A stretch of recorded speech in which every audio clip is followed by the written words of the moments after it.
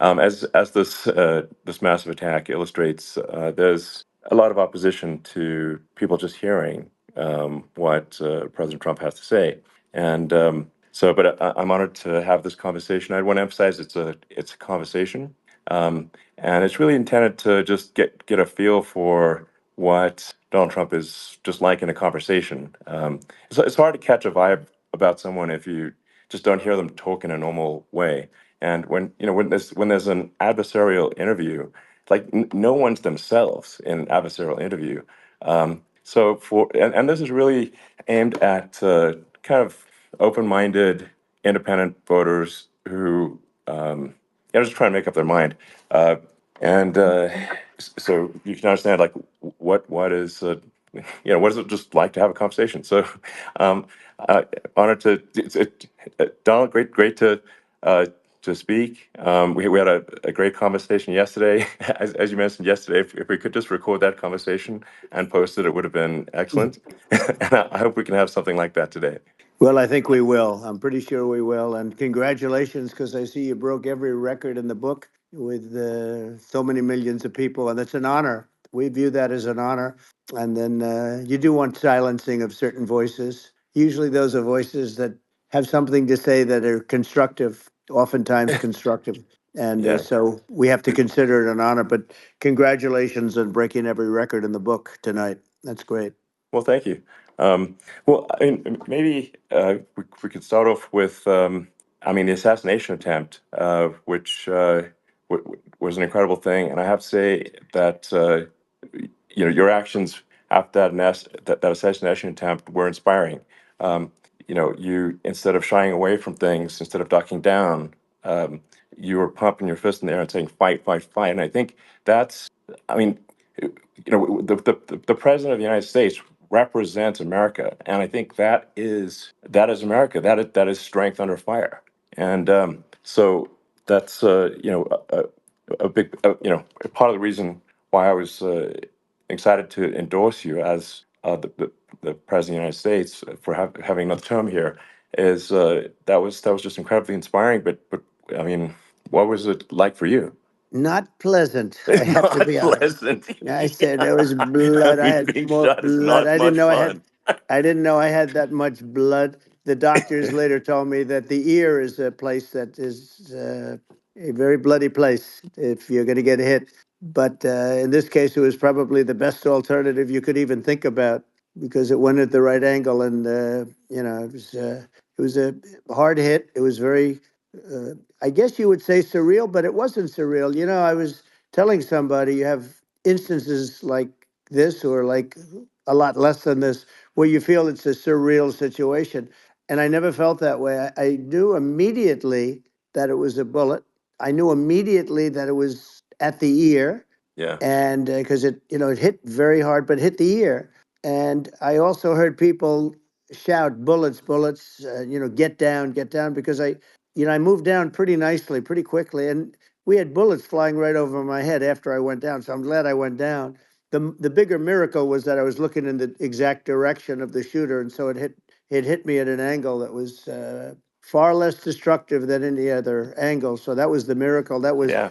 for those Split people that second. don't believe in God. I think we got to all start thinking about that. You have to, I'm a believer now. I'm more of a believer, I think, and a lot of people have said that to me. A lot of great people have said that to me, actually. But it was amazing that I happened to be turned just at that perfect Yeah. angle, and all because I put down a chart on immigration that showed that the numbers were so great. I love that chart I even mean, more maybe it's now a than I sign. ever. Maybe Yeah, that's a sign. it's an immigration sign. You But highlighted a serious issue, and yeah, at that moment, the that's the, the, right. the bullet missed your, hit your ear, but missed your head. I mean, Well, the yeah, amazing thing is that the sign, I said, bring down that sign on immigration. And it was literally about an eighth of a second where it would be good. And after that, it was going to yeah, be a disaster, no matter which way you were facing.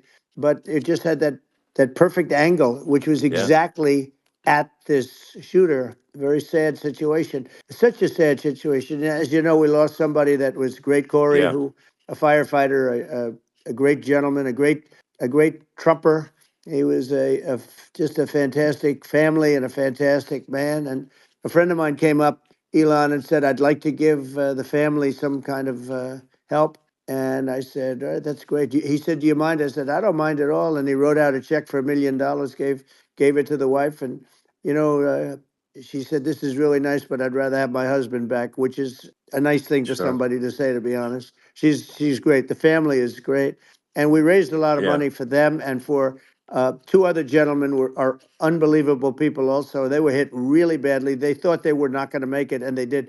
The doctors in the Butler area, I tell you, they were incredible. They saved the two, and they were really hit tough, both of them equally.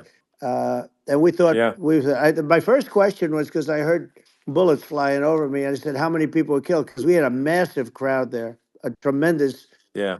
thousands and thousands of people, and there was no land. I mean, it was all people. So I said, how many people have been killed? Because I knew there were other shots being fired, Sure. and they said, we don't know yet, but some people have been badly hurt. And I have to give the Secret Service sniper, they call him, or sharpshooter, but sniper, Yeah. because he didn't know there was a problem. He's an extraordinary shot, obviously, and he didn't know there was a problem. And he was Yeah. able to pick it all out within 5 seconds. And he used one bullet from very far away, I guess probably about 400 yards. The shooter was 130, but Yeah. he was on the opposite side of the field and the podium, and he saw the smoke and the flame from the gun, immediately recognized it, and immediately took a shot. And it was one perfect shot from very far away. And if he didn't do Yeah. that, Elon, he would have. I mean, if he would have, a lot of people, a lot more people could have been Sure. badly hurt and killed. So Yeah. I have to Absolutely. take my hat off to him because that's also a surreal. You know, he's been with them for 23 years, and Yeah. he's never had anything like this. And all of a sudden, he has to act, and it's a very tough thing to Sure. act and to be shooting somebody.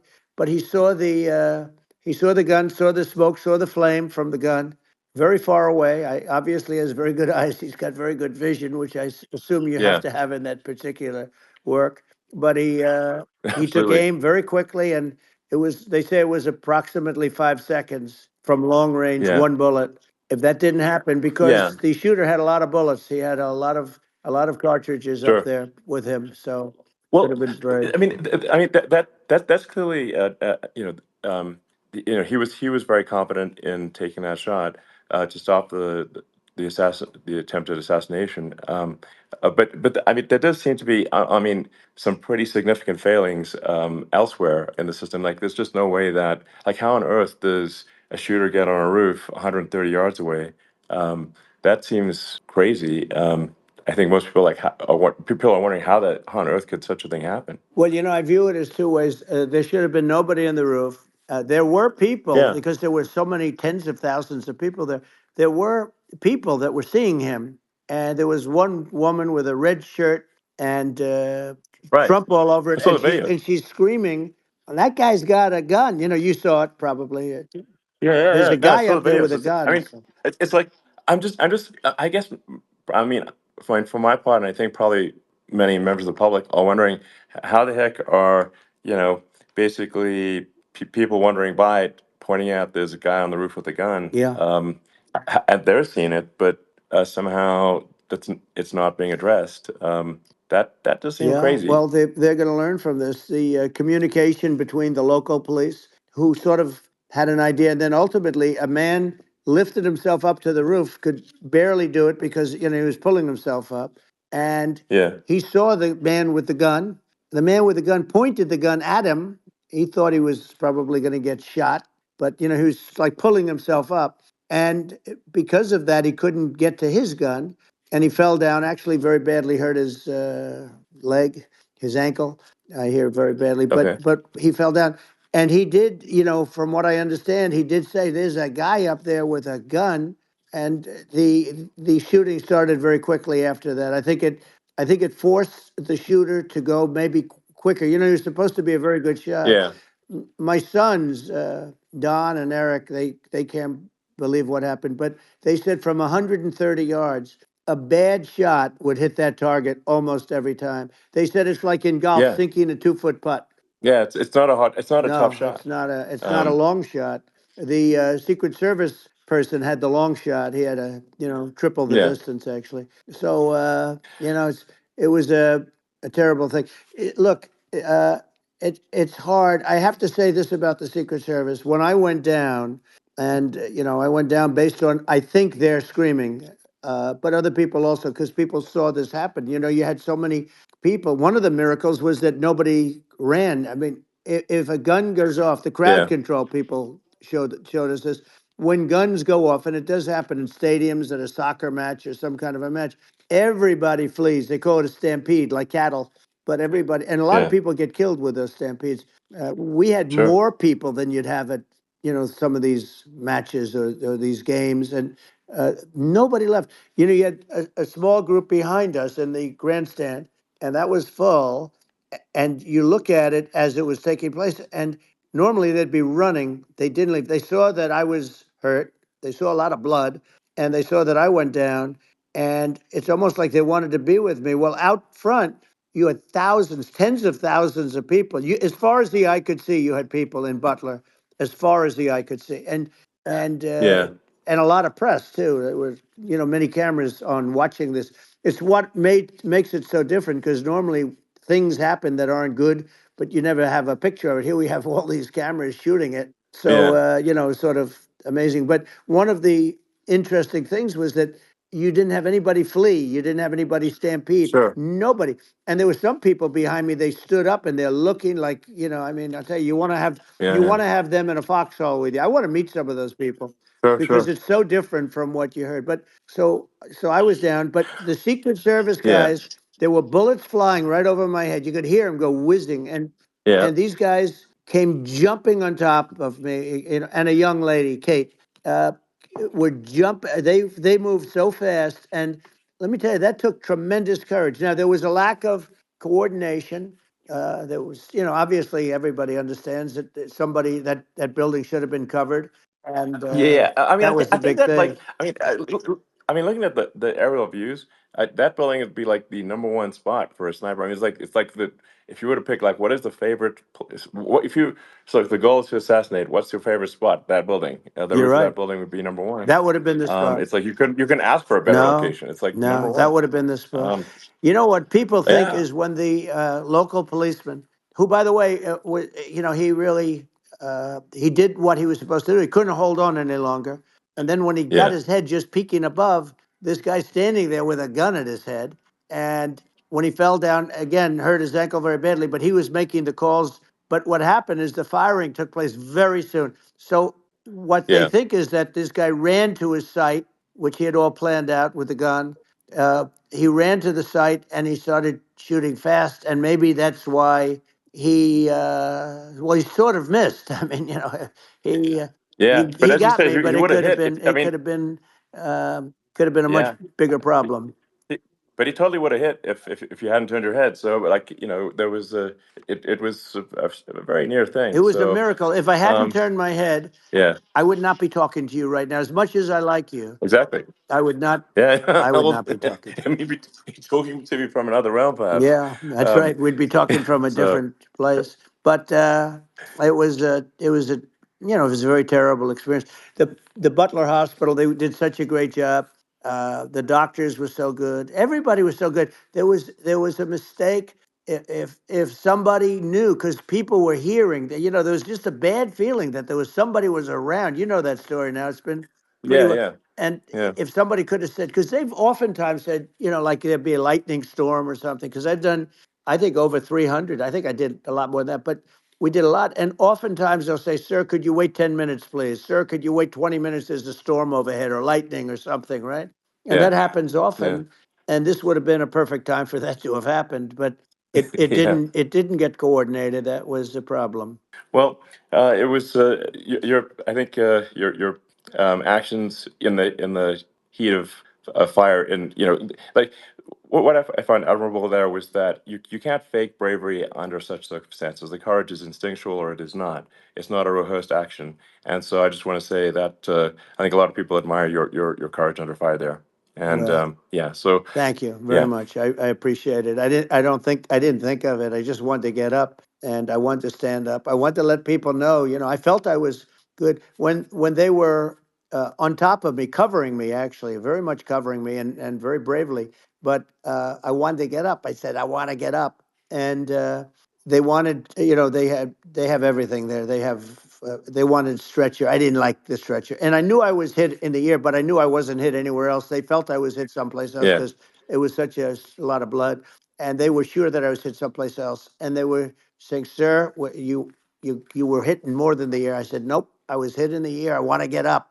Let me get up." And so I got up, and the crowd didn't know what to think. I mean, this was so many people, and you could see they were confused. They didn't know what to think, and I wanted to let them know I was okay. It was very important for me to let them Yeah. know that, and they went wild. You've seen the after.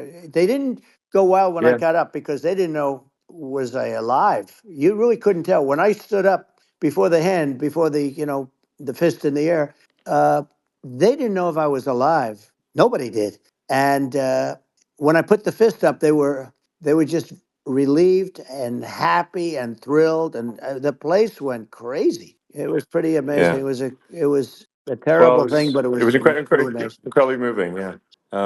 Well, and I mean, speaking of the sort of slide that got you to turn that saved your life, really, was the illegal immigration Right. slide. Maybe this, That's right. maybe this is worth talking about that, It since was it was that slide You're saved your right. life, No, basically. the illegal immigration saved my life. You're right, but and I I had to know, be at that's that the. exact angle. I mean, that's a great one. Saved by illegal The immigration. the Hundred incredible percent. thing, though, when you talk about the odds, you had to be exactly at that angle. But the incredible Yeah. thing is that the chart, I used it less than 20% of the time. It was just a moment. Yeah. It's always on my left, never my right, and it's always at the end of the speech. So here Yeah. we have it. It's on the right, not the left. It's at the beginning, not the end. And even the people that put it up, they were unprepared, and they did a great job. They got it up immediately, fortunately. But I looked to the right, and the bullet came whizzing by, hitting my ear. So it was amazing. But when you think of the odds of that, and Yeah. Yeah. that normally you wouldn't use it. Normally I wouldn't have the thing, and then it would Yeah. have been a very different story. It's very much, I say, an act of God. It's a miracle that it happened, and I'm Sure. honored by it. I'm honored by it. Well, what were you about to say about illegal immigration before you were rudely interrupted with a Well, I was bullet? going to say how good the numbers were. By the way, we're going back to Butler, and we're going to go Great. back in October. We're all set up, and the people are fantastic in Butler. It's a great area. Great, these are incredible people. Like the three that, in the case of Corey, killed, and the other two, the families are. I got to know them a little bit, and the families are great. But we're going back to Butler, and I think I'll probably start by saying, as I was saying, Yeah, as you were prior to saying, being so exactly. So, horribly interrupted. yeah, But yeah. So rudely interrupted by an yeah, assassination so it was, attempt. but no, but the chart, Some people have no manners. Elon, the chart was just a chart that in my last week we had the best illegal immigration numbers, meaning stopping. It was at the lowest. You've seen the chart; it's become quite a famous Yeah. chart. Yeah. But that was the lowest Yeah. point ever recorded. It was a really, I mean, I was very proud of those numbers. And then you see what happened with these people, Kamala and Joe. You see what happened. They just let it go. I had remain in Mexico policies. I had all these different policies that was so good. Uh, Guys like Tom Holman and Brandon Judd from Border Patrol. All these are all people that they've been on television. They says the best numbers we've ever had. We had so many different checks, catch and release in Mexico, not the United. We had catch and release in the United States. We had it in Mexico. We had so many things. We had things where if many people come in there, they have contagious diseases.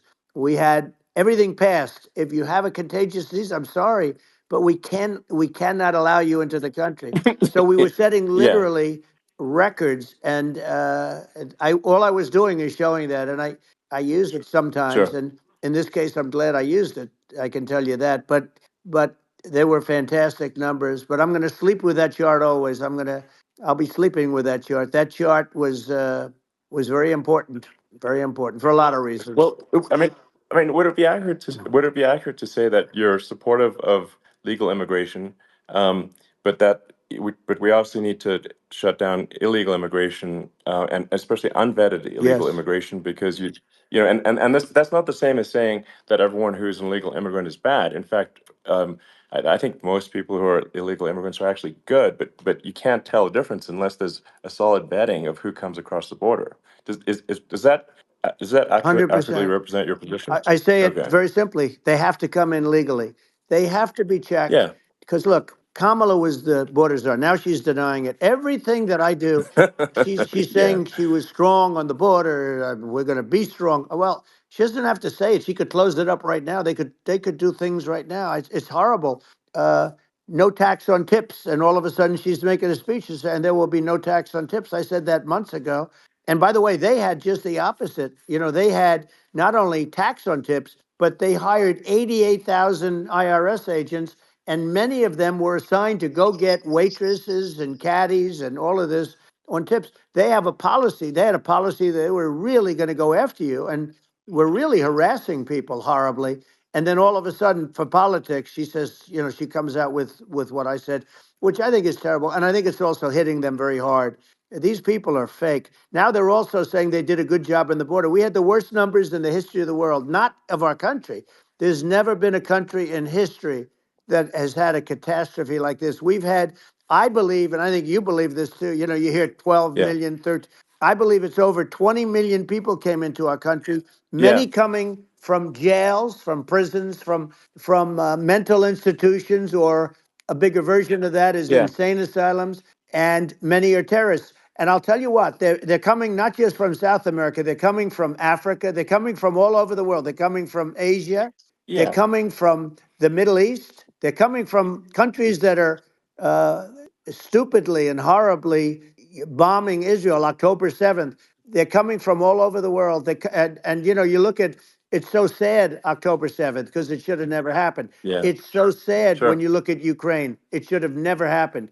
We have a defective Yeah. government. These are defective people, and they're not people that should be running it. But where you see it the best is the border, because you have millions of people coming in a month, and then she gets up and she tries to pretend like she's going to do something. She had 3.5 years, and by the way, they have another 5 months that they can do something, but they Yeah. won't do anything.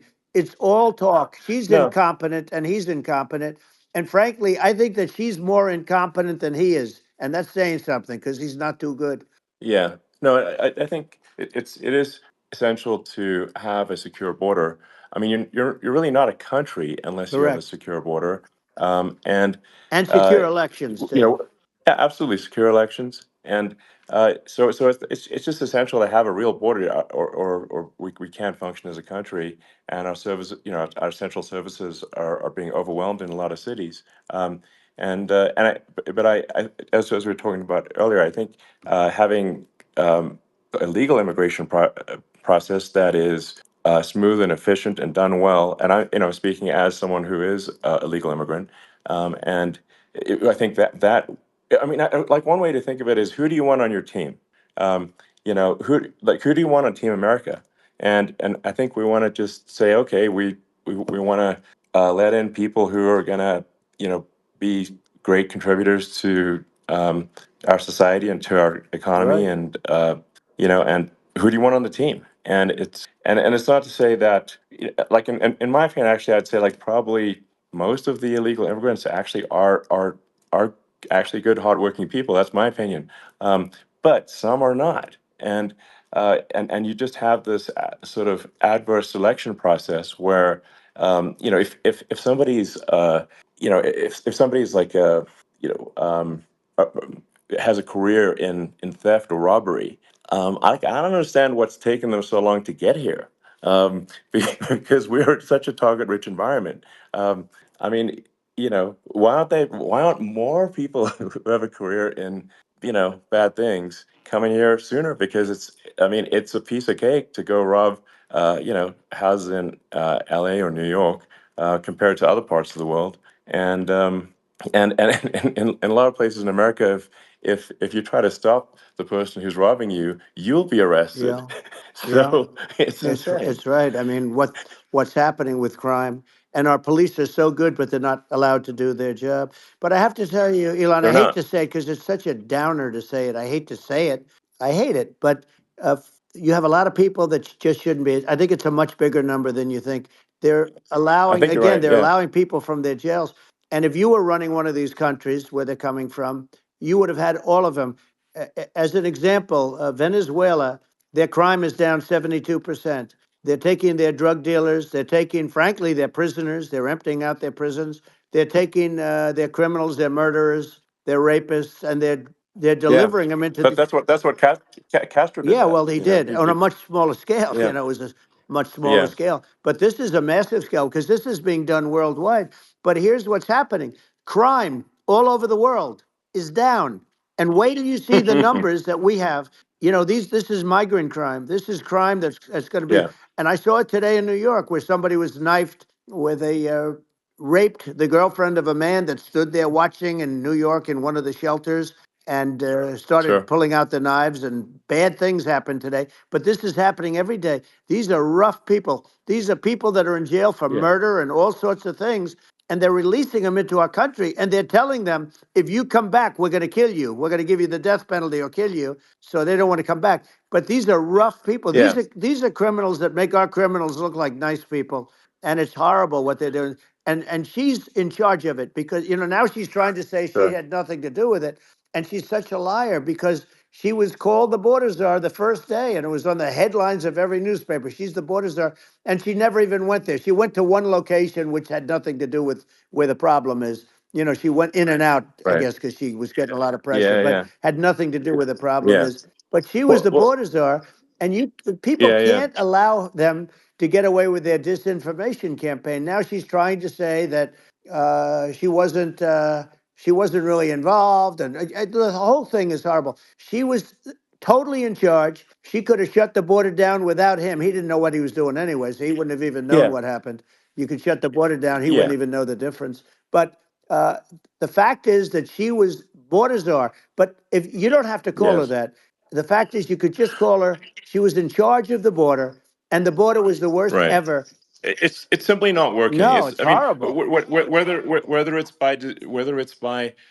whether it's a question of intention or competence, either way, we don't have a secure border, and we have people streaming over like it looks like a World War Z zombie apocalypse at times. And sometimes you got to sort of wonder, like, is it real or not? So because you see things, you're like, is it real? I went to the border at Eagle Pass, and I saw for myself in Texas, and I was like, okay, it's real. I'm like seeing this in real time. I actually posted the video like just live. I just flew there one day and just to see, hey, is this made up or real? And I'm just seeing people stream across the border, and and I have to say, at least the people that I saw did not look friendly.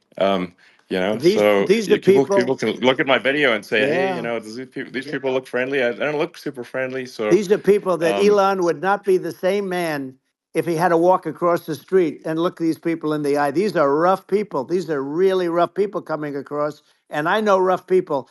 And these are people that we don't want in our country. And the caravans are coming in and they're putting and who's doing this are the heads of the countries. And you would be doing yeah, it, and so would I. And everyone would say, oh, what a terrible thing to say.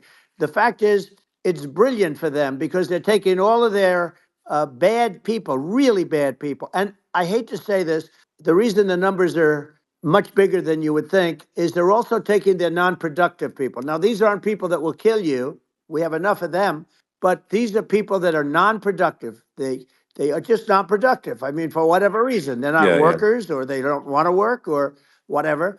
And these countries are getting rid of non-productive people in the caravans in many cases, and they're also getting rid of their murderers and their drug dealers and the people that are yeah, really brutal people. And they're coming into our country yeah, at levels that have never been seen before. And I saw an ad just before I got on the air. I'm walking over here, and I saw an ad by Kamala saying how she is going to provide border security. Where has she been for 3.5 years? For 3.5 years, yeah. No, no. we have 20 million people This I poured think in. is It's a terrible Yeah, I thing. think this, frankly, I think this is a fundamental existential issue for the United States. And if we have another 4 more years of open borders, and it's going to be even worse with another 4 more years. It's going to be even worse than it's been for the past 3.5 years. I'm not sure we've got a country You don't have left a country at that left. point. Elon, if they get in, you will have 50 to 60 million people from all over the world, not South America only. You know, we think of South America, we think of Honduras and El Salvador, Guatemala, and Mexico, you know, the four. But it's not that, it's everywhere. They're coming in from Yeah, everywhere. And I had to stay in yeah. I think Mexico. this is a super important Yeah. point. Like people, it's like basically when I went down there, I was like, well, where are people from? It's like almost no one was from Mexico. To be No, clear, Mexico it's it's less just it's just less it's than just the the others. border. It's just the border with Mexico. But the people coming in, it's Earth, the rest of Earth, and America is only about 4 or 5% of the population of Earth. It would only take a few percent of the rest of Earth to overwhelm everything in the We're U.S. already So overwhelmed, Elon. We're overwhelmed. You had to see the news tonight about New York. New York, and I love that place, and what they're doing to it is horrible, what they're doing to it. And all the courts do is they yeah, try and focus on Trump. Okay, then let's focus on Trump, who did nothing wrong. I complain about a rigged election. Elon, what's happened is unbelievable. You have from Africa, from the Congo, they're coming from the Congo, and 22 people came in from the Congo recently, and they're murderers, and they're dropped. They drop them. They take them out of jails, which is very expensive, you know, to maintain the jails. Although they don't do too much maintaining, I can tell you. But they take them out of jails, prisons. They take them out and they bring them to the United States. They deposit them in the United States and say, "Don't ever come back, or you're going to be executed." And they don't want to come back, but they won't come back. sure. But they're coming from Africa. They're coming from Asia. They're coming from the Middle East. They're coming from South Well, America. just They're Earth, coming from rest of Earth, everywhere. basically. And there are a lot of Yeah, really everywhere on bad Earth. ones. It's just an everywhere on Earth thing, and it's just not possible for the United States to absorb everyone from Earth, or even a few percent of the rest of Earth. It's just not possible. Well, So Elon, we're going to have that's just to yeah. finish this up, we're going to have the largest deportation in history of this country, and we have no choice. Otherwise, we're going to have a country. What they've done to our country. Think of it, with in Venezuela and in some of these other countries, crime is down 50, 60, 70, 80%. And you would be the same. You would have. Yeah, I'll yeah, tell you what, Venezuela has not gotten rid of all of them. They've gotten rid of about 70% of their really bad people. Their jails are about 50% uh, put into the United States. Same with other countries. Some sure. are at 30%, some are at 50%. They're all different. But the bottom line is they're all going to be at 100%. Why wouldn't you put 100% of it? Yeah, And they're doing it right now while this third rate phony candidate. Don't forget, I beat Biden.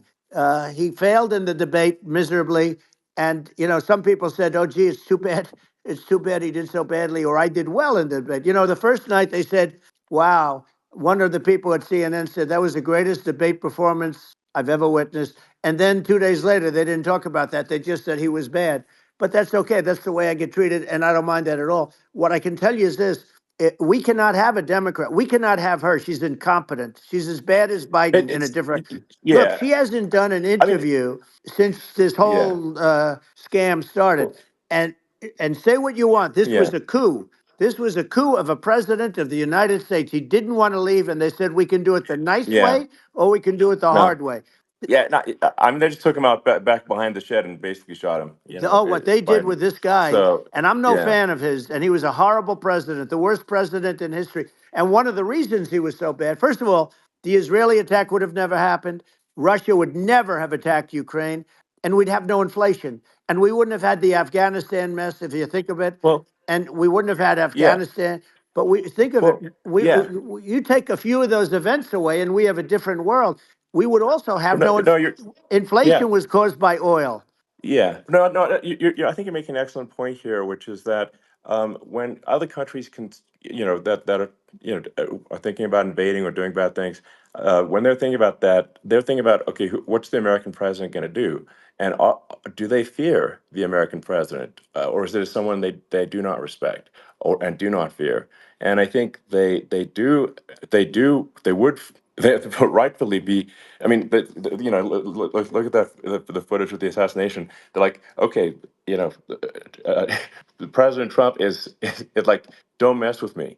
I mean, that's like, whereas I think people are not going to be, and they obviously have not been at all intimidated by Biden, and they certainly will not be intimidated by Kamala. And you have to really think of that in the context of global security. That if the American president is someone that, like, evil dictators are scared of, that makes a huge difference to the security of the world. So I had a good relationship with Putin, despite the Russia hoax that lasted for over 2 years. Just a hoax created by Hillary Clinton and Adam Shifty Schiff, some just bad people, just sick people. Frankly, I mean, Schiff is a sick person. He's going to end up probably being a senator. It's hard to believe. The whole thing is hard to believe. But they put our country in danger with that stuff too. They actually, when they make up stories, and you have to fight your way out of it for a long time. But I know Putin very well. I got along with him very well.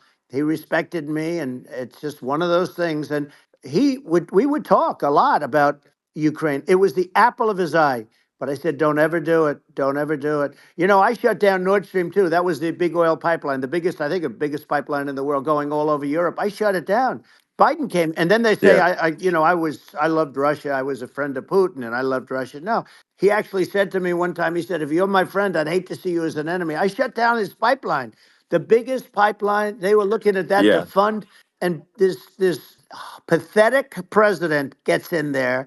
And the first thing he did, one of the early things he did, is he shut down Keystone XL pipeline, which is our pipeline that would have employed 48,000 people, pipeline workers, shuts it down. That was, a massive job that Obama refused to allow. yeah, I allowed it in my first week because it was jobs and it moved oil. And by the way, in a much more environmentally friendly way. It's underground. It's not a truck that catches on fire or a train that catches on fire.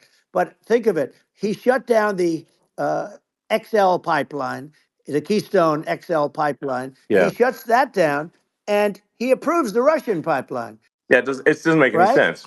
It's like it's inconsistent. Certainly but I mean, I think it's just worth emphasizing to listeners that the immense importance of whether the United States president is intimidating or not intimidating, and how much that matters to global security. Because there's some real tough characters out there, and if they don't think the American president is tough, they will do what they want to I do, know every one of and them. it puts the whole Yep. world in danger. Elon, I know every one It's of a them, big and I know deal. them well. I know Yeah, Putin. I know President Xi. I know Kim Jong Un of North Korea. I know every one of them. And let me tell you, people will say, "Oh, this is terrible." He said, "I'm not saying anything good or bad. They're at the top of their game. They're tough. They're smart. They're vicious, and they're going to protect their country. Whether they love their country, they probably do. It's just a different form of love, but they're going to protect their country. But these yeah, are tough people at the top of their game. And when they see a Kamala or when they see Biden, Sleepy Joe, they can't even yeah, believe it. They can't believe this happened. All the stuff that you're seeing now, all the horror that you look at Israel, they're all waiting for an attack from Iran. Iran would not be attacking, believe me. When I was there, and I say it with respect because I think we would have been good with Iran. I don't want to do anything bad to Iran, but they knew not to mess around. Iran was broke because I told China, if you buy from Iran oil, it's all about the oil. That's where the money is. But if you buy oil from Iran, you're not going to do any business with the United States. And I meant it. And they said, we'll yeah, pass. yeah. They didn't buy oil. Other countries, likewise, Sure. you want to buy, you're not doing business with the United States. And they were at a point where they had no money for Hamas, they had no money for Hezbollah, they had no money for any of these instruments of terror. And it was amazing. In fact, there were articles when I was leaving, which is hard to believe, actually, especially when you look at what's happened to our country. Our country is so bad right now. It's such a different place. We were respected. Think of it. 4 years ago, we were so respected to a point where when I said don't buy oil, they didn't buy oil, but they had no Yeah, money yeah, and Israel would have never been attacked. Zero chance. And again, I said to Vladimir Putin, I said, don't do it. You can't do it, Vladimir. You do it, it's going to be a bad day. You cannot do it. And I told him things that what I do. And he said, no way. And I said, way. And it's the last time we ever had the conversation. He would never have done. I got along well with him. I hope to get along well with him again. Getting along well with them is a good thing, not a bad thing. I got along well with Kim Yeah. Jong Un when I met with President Obama just before entering. It's a sort of a ritual. And I sat down with him and we talked. It was supposed to be for a very short period of time. It turned out to be a long period of time. I said, "What's the biggest problem?" He said, "North Korea." I had that problem worked out very quickly. It was nasty at the beginning with Rocket Man and all the different things, Yeah. but all of a sudden I Those got a some those call. those some Oh, those were some epic tweets, by the way. yeah, they Those were were no, like they were epic. absolutely. Everything he said that he has a I- red button on his desk. I said, I have a red button on my desk too, but my red button is much bigger, and my red button works. And then I called him Little yeah. Rocket Man of Little Rocket Man.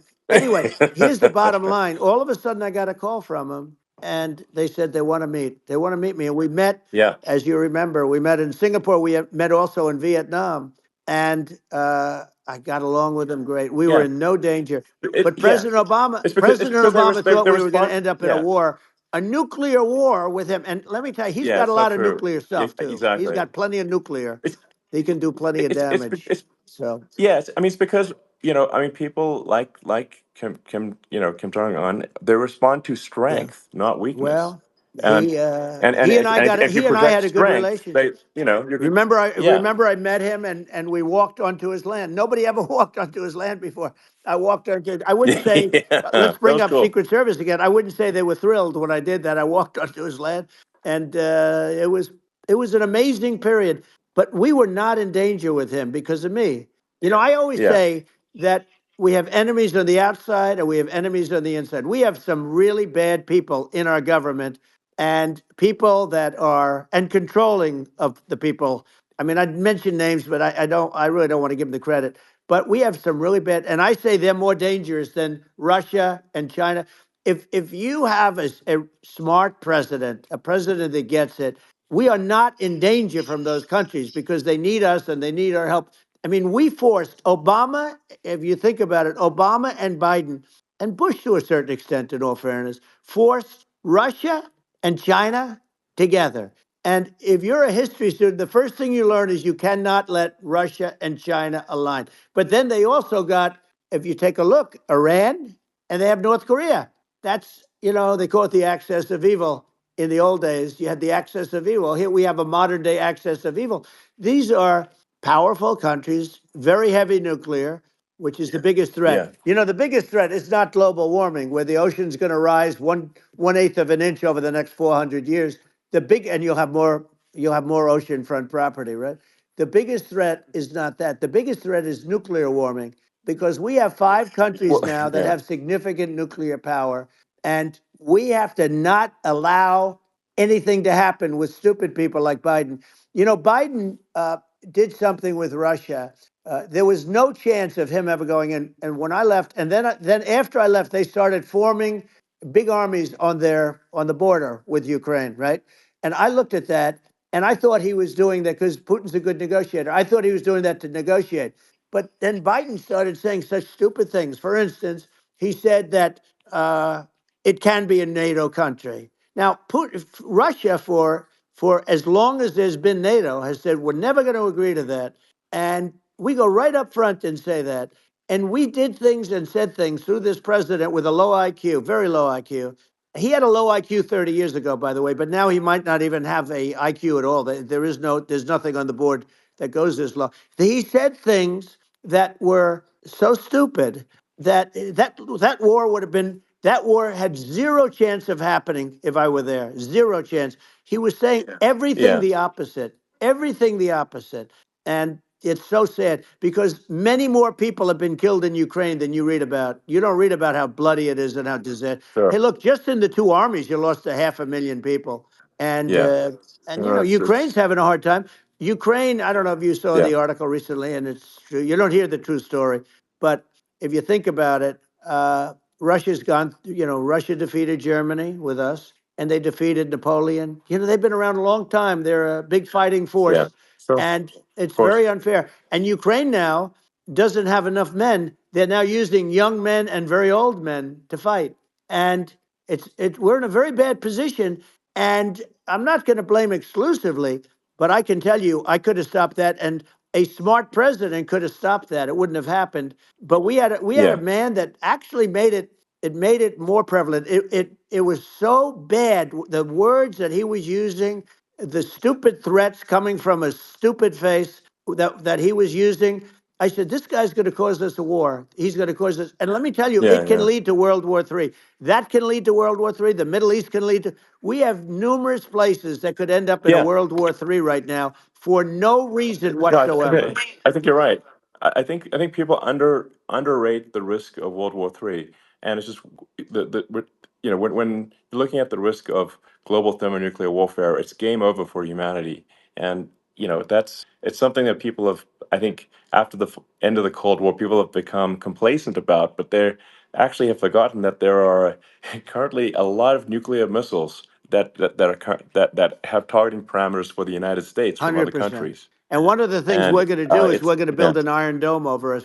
Israel has it. We're going to have the best iron dome in the world. We need it, and we're going to make it all in the United States. But we're going to have protection because it just takes one maniac to start something. We're going to have protection, and we're going to have. Why shouldn't we have an iron dome? Israel has one. Some other places yeah, have one that nobody even knows about, frankly.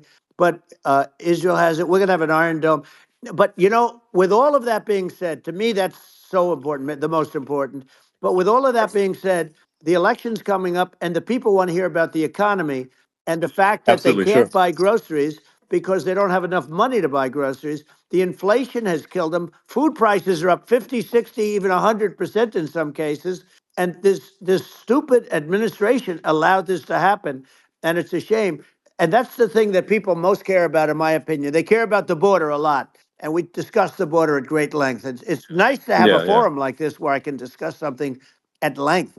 And by the way, you think Biden could do this interview? Do you think that Kamala could do this interview? They would take a pass on No, they you. could not. So they don't need Elon. They don't need Elon screaming out questions. It's pretty sad when you think that somebody that does this for a living can't answer a question or is afraid to do an interview. And in her case, with a very friendly interview, she's got all friendly interviewers. It's pretty sad. Yes, But the absolutely. big thing now is the Well, economy, Elon. yeah, And as much as yeah, I mean, I view nuclear as the single most important thing, but a lot of people don't. A lot of people don't understand that. But it doesn't have to. If I understand it, that's all you need. Because if I was president, you're not going to have that kind of a problem. But the thing that they really is making them angry is what Kamala and Biden have allowed to happen to the economy. It's a disaster with inflation. The inflation. It yeah, doesn't matter what you make. The inflation is eating you alive. If you're a worker or if you're just a middle income person, you can't afford. 4 years ago, 5 years ago, people were saving a lot of money. Today, they're using yeah. all their money and borrowing money just to live. It's a horrible thing Right. that's happening, and we'll end that Well, I think quickly. a lot of yeah, a lot of people just don't understand where inflation comes from. Inflation comes from government overspending because the checks never bounce when it's written by the government. So if the government spends far more than it brings in, that increases the money supply, and if the money supply increases faster than the rate of goods and services, That's right. that's inflation. So really, we need to have we need to reduce our government spending, and we need to re-examine. I think we need like a government efficiency commission to say like, hey, where are we spending money that's sensible? Where is it not Right. sensible? And we need to live within our means. We're currently adding, I think, $1 trillion to the deficit every roughly Right. every 100 days. That's right. And the interest payments on the national debt have now exceed the defense budget.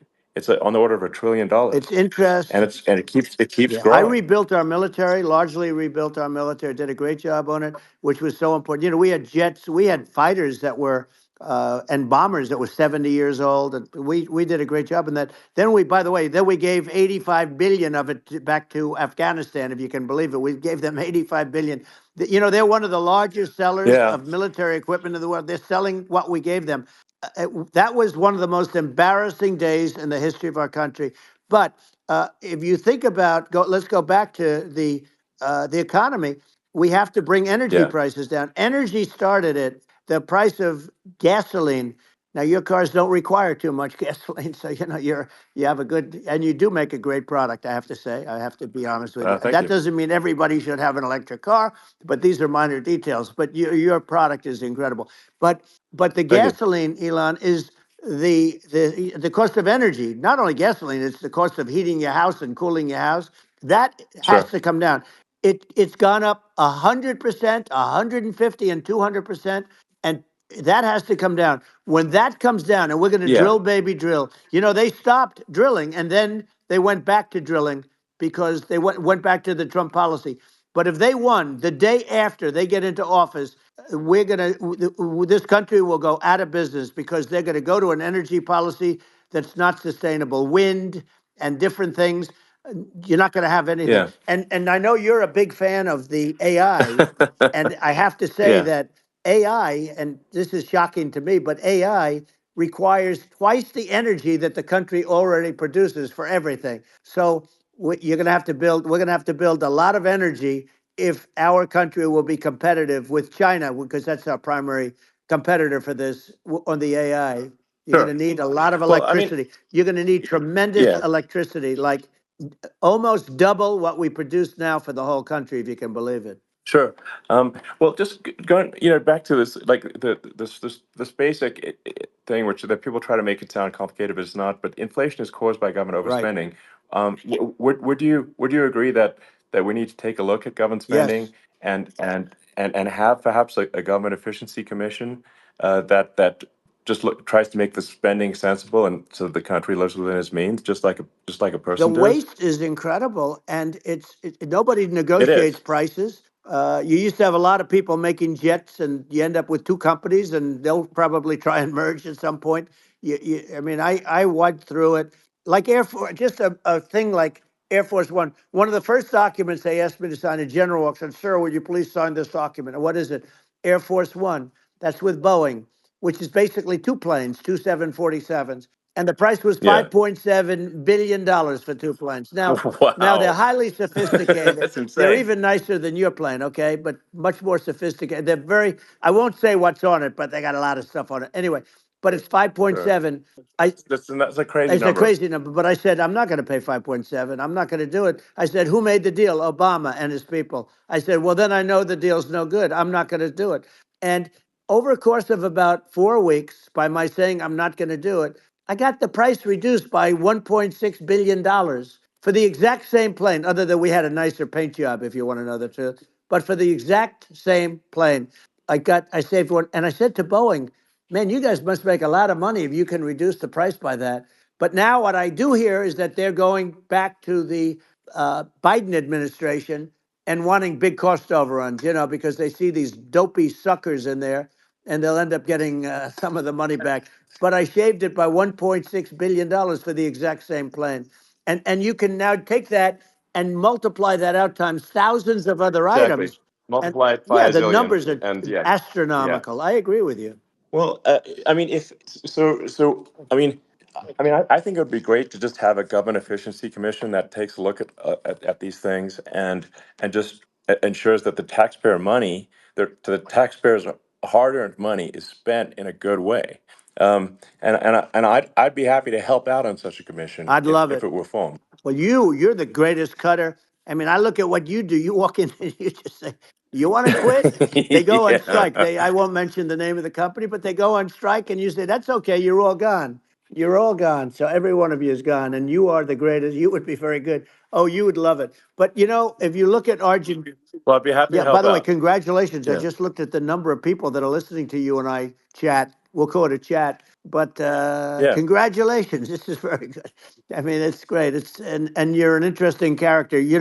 The new head of a place called Argentina, and he's a big, Malay's he's awesome. great. And Yeah. he's a big MAGA fan, that he ran on MAGA. And he took it to an extreme too. He ran on MAGA, and I hear he's doing really a terrific job.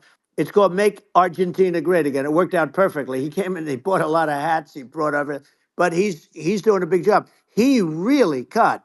And I'm hearing Yeah. they're starting to do pretty well. Inflation's getting down. They had like Yes, exactly. 2,000%. And they had inflation like not normal inflation. They had the real deal.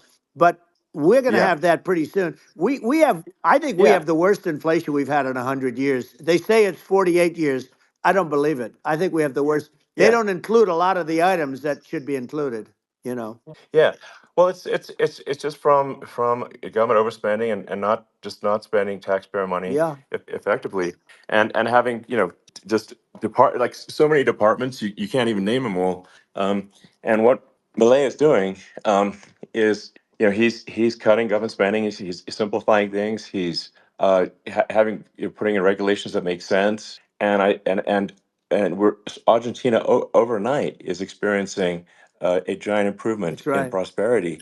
But it's also a lesson for the United States, which is that Argentina used to be one of the most prosperous countries in the world. That's right. In the like in the 30s, 40s, and because of bad government policy, it ruined the country. And if you take Venezuela, for example, Venezuela should be incredibly prosperous. They have phenomenal reserves of everything, oil, everything, and it should be prosperous. But if the government's wrong, it impoverishes the people. And so I think we should not be complacent in the United States in thinking that and taking our prosperity for granted, because if with bad government policy, we can run the country into the ground.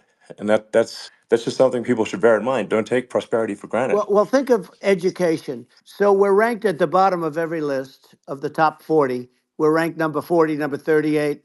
Uh, Norway, Switzerland, Sweden, different countries are ranked good. Actually, China's pretty close to the top. They're a top 6 or 7, but we're ranked at the bottom, almost at the bottom, 38, 39, 40. In other words, horrible.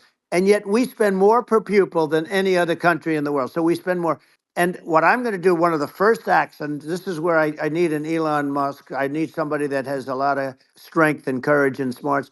I want to close up Department of Education, move education back to the states, Yeah, where states like Iowa, where states like Idaho, not every state will do great, because states that basically aren't doing good now. You look at Gavin Newsom, the governor of California. He he's terrible. He does a terrible job. So he's not going to do great with education. But of the yeah, 50, I would bet that 35 would do great, and 15 of yeah, them, or 20 of them, will be as good as Norway. Norway is considered great. You can name them. I mean, just they're so good. Some of yeah, these countries are so good.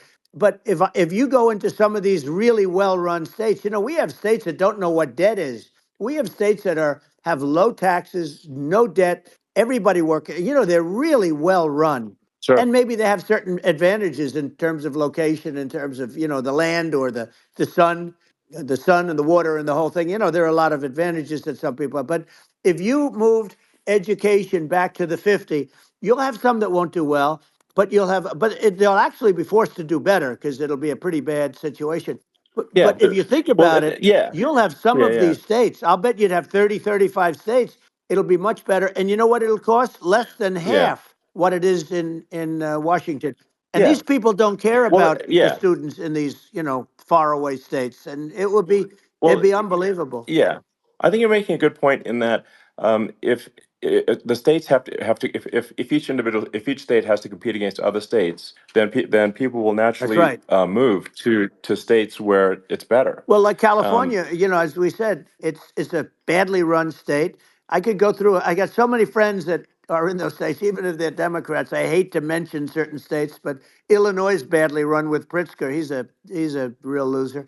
But yeah, but some of these places are just badly run. But it's almost going to force them to run better, and they won't do a good at initially. But you're not going to do worse than you're doing right now. And I would say that the yeah, cost, you would cut your cost by 50 or 60%. And you'd have a little yeah, yeah, monitor. You want to make sure they're teaching English as an example. Give us a yeah. little English, right? Sure, yeah. Right? No, but I mean, to what? Some of these governors are doing so badly. I mean, they got so many people moving out of their state. They should get U-Haul Salesman of the Year award because they're driving so much U-Haul It's sales. actually It's just amazing. people moving out. Isn't it amazing to you as a businessman that they can even survive? Like Illinois, so many people are leaving, and you wonder, how do they survive? I mean, how do they survive? Uh, I saw where you left California and you moved to Texas. Texas does a great job. But I Yeah. mean, I just wonder, how do these states survive when big businesses, a big oil company just left California, as you know, and they moved to Texas. How do these big states survive when they lose so many businesses and their taxes are already really high? The taxes are among the highest Yeah. taxes. You almost wonder, how do they continue on? And in many cases, the governors don't do a good job, and they're crime-ridden places. You wonder, how do they continue to just go on? It's Well, not a good I think there's, situation.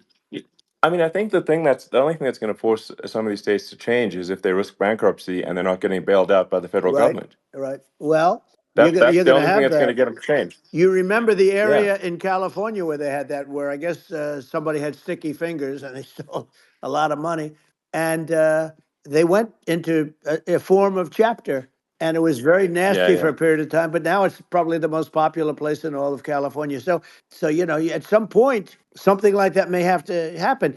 But the problem is, you can't penalize people that loan money to the state when you have incompetent people like a Pritzker. Look, the family didn't want him in the family business, and then he ends up being governor of Illinois. So what is he going to be? Is he going to be a great governor? And you have people. I could name every one of them. I got to know every one of Yep. these, and some are very good, and some are just horrible.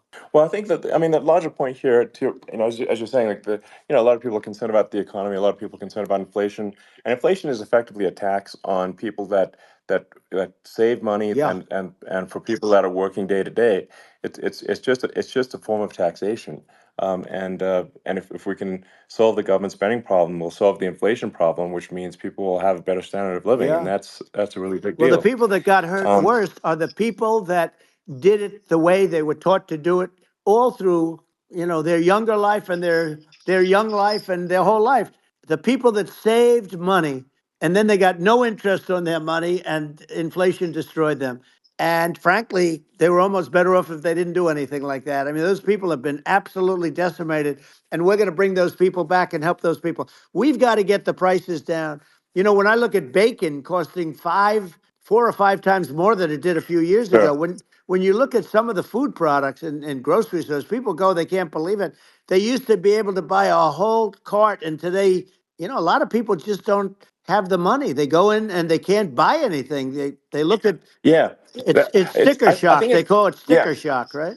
I think it really just comes, like I said, I think it just comes down to really, I guess, two things, which is that if you solve government overspending, you solve inflation, which improves living Right. standards of the average person, and then if you deregulate, like have sensible regulations, so because a lot of the regulations are nonsensical and cause the cost to be extreme for no reason, but unless you've got effective deregulation, like Reagan did a great job on deregulation in the '80s, but it's been 40 years since we had That's right. anyone really. I mean, during your administration, we made some progress, but I think there's an opportunity to make, I think, radical progress with sensible regulation. Yeah. And Well, if it was Elon, we those two things, yeah, those are the big Yeah, we deals. set a record.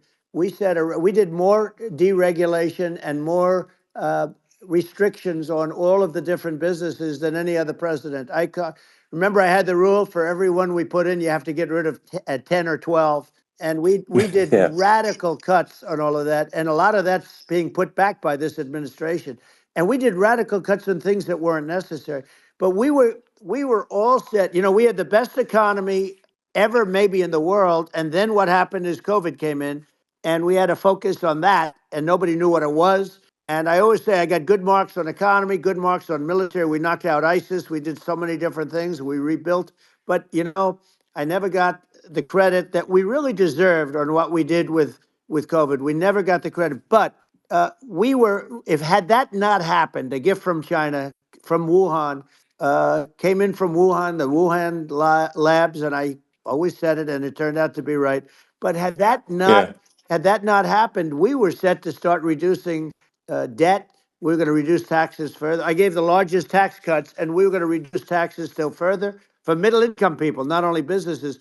But we did it for sure, businesses because they're the ones that's why we had the great job numbers. But we were set to really start reducing debt. And, we're sitting on the biggest pile of liquid gold anywhere in the world, bigger than Saudi Arabia, bigger than Russia.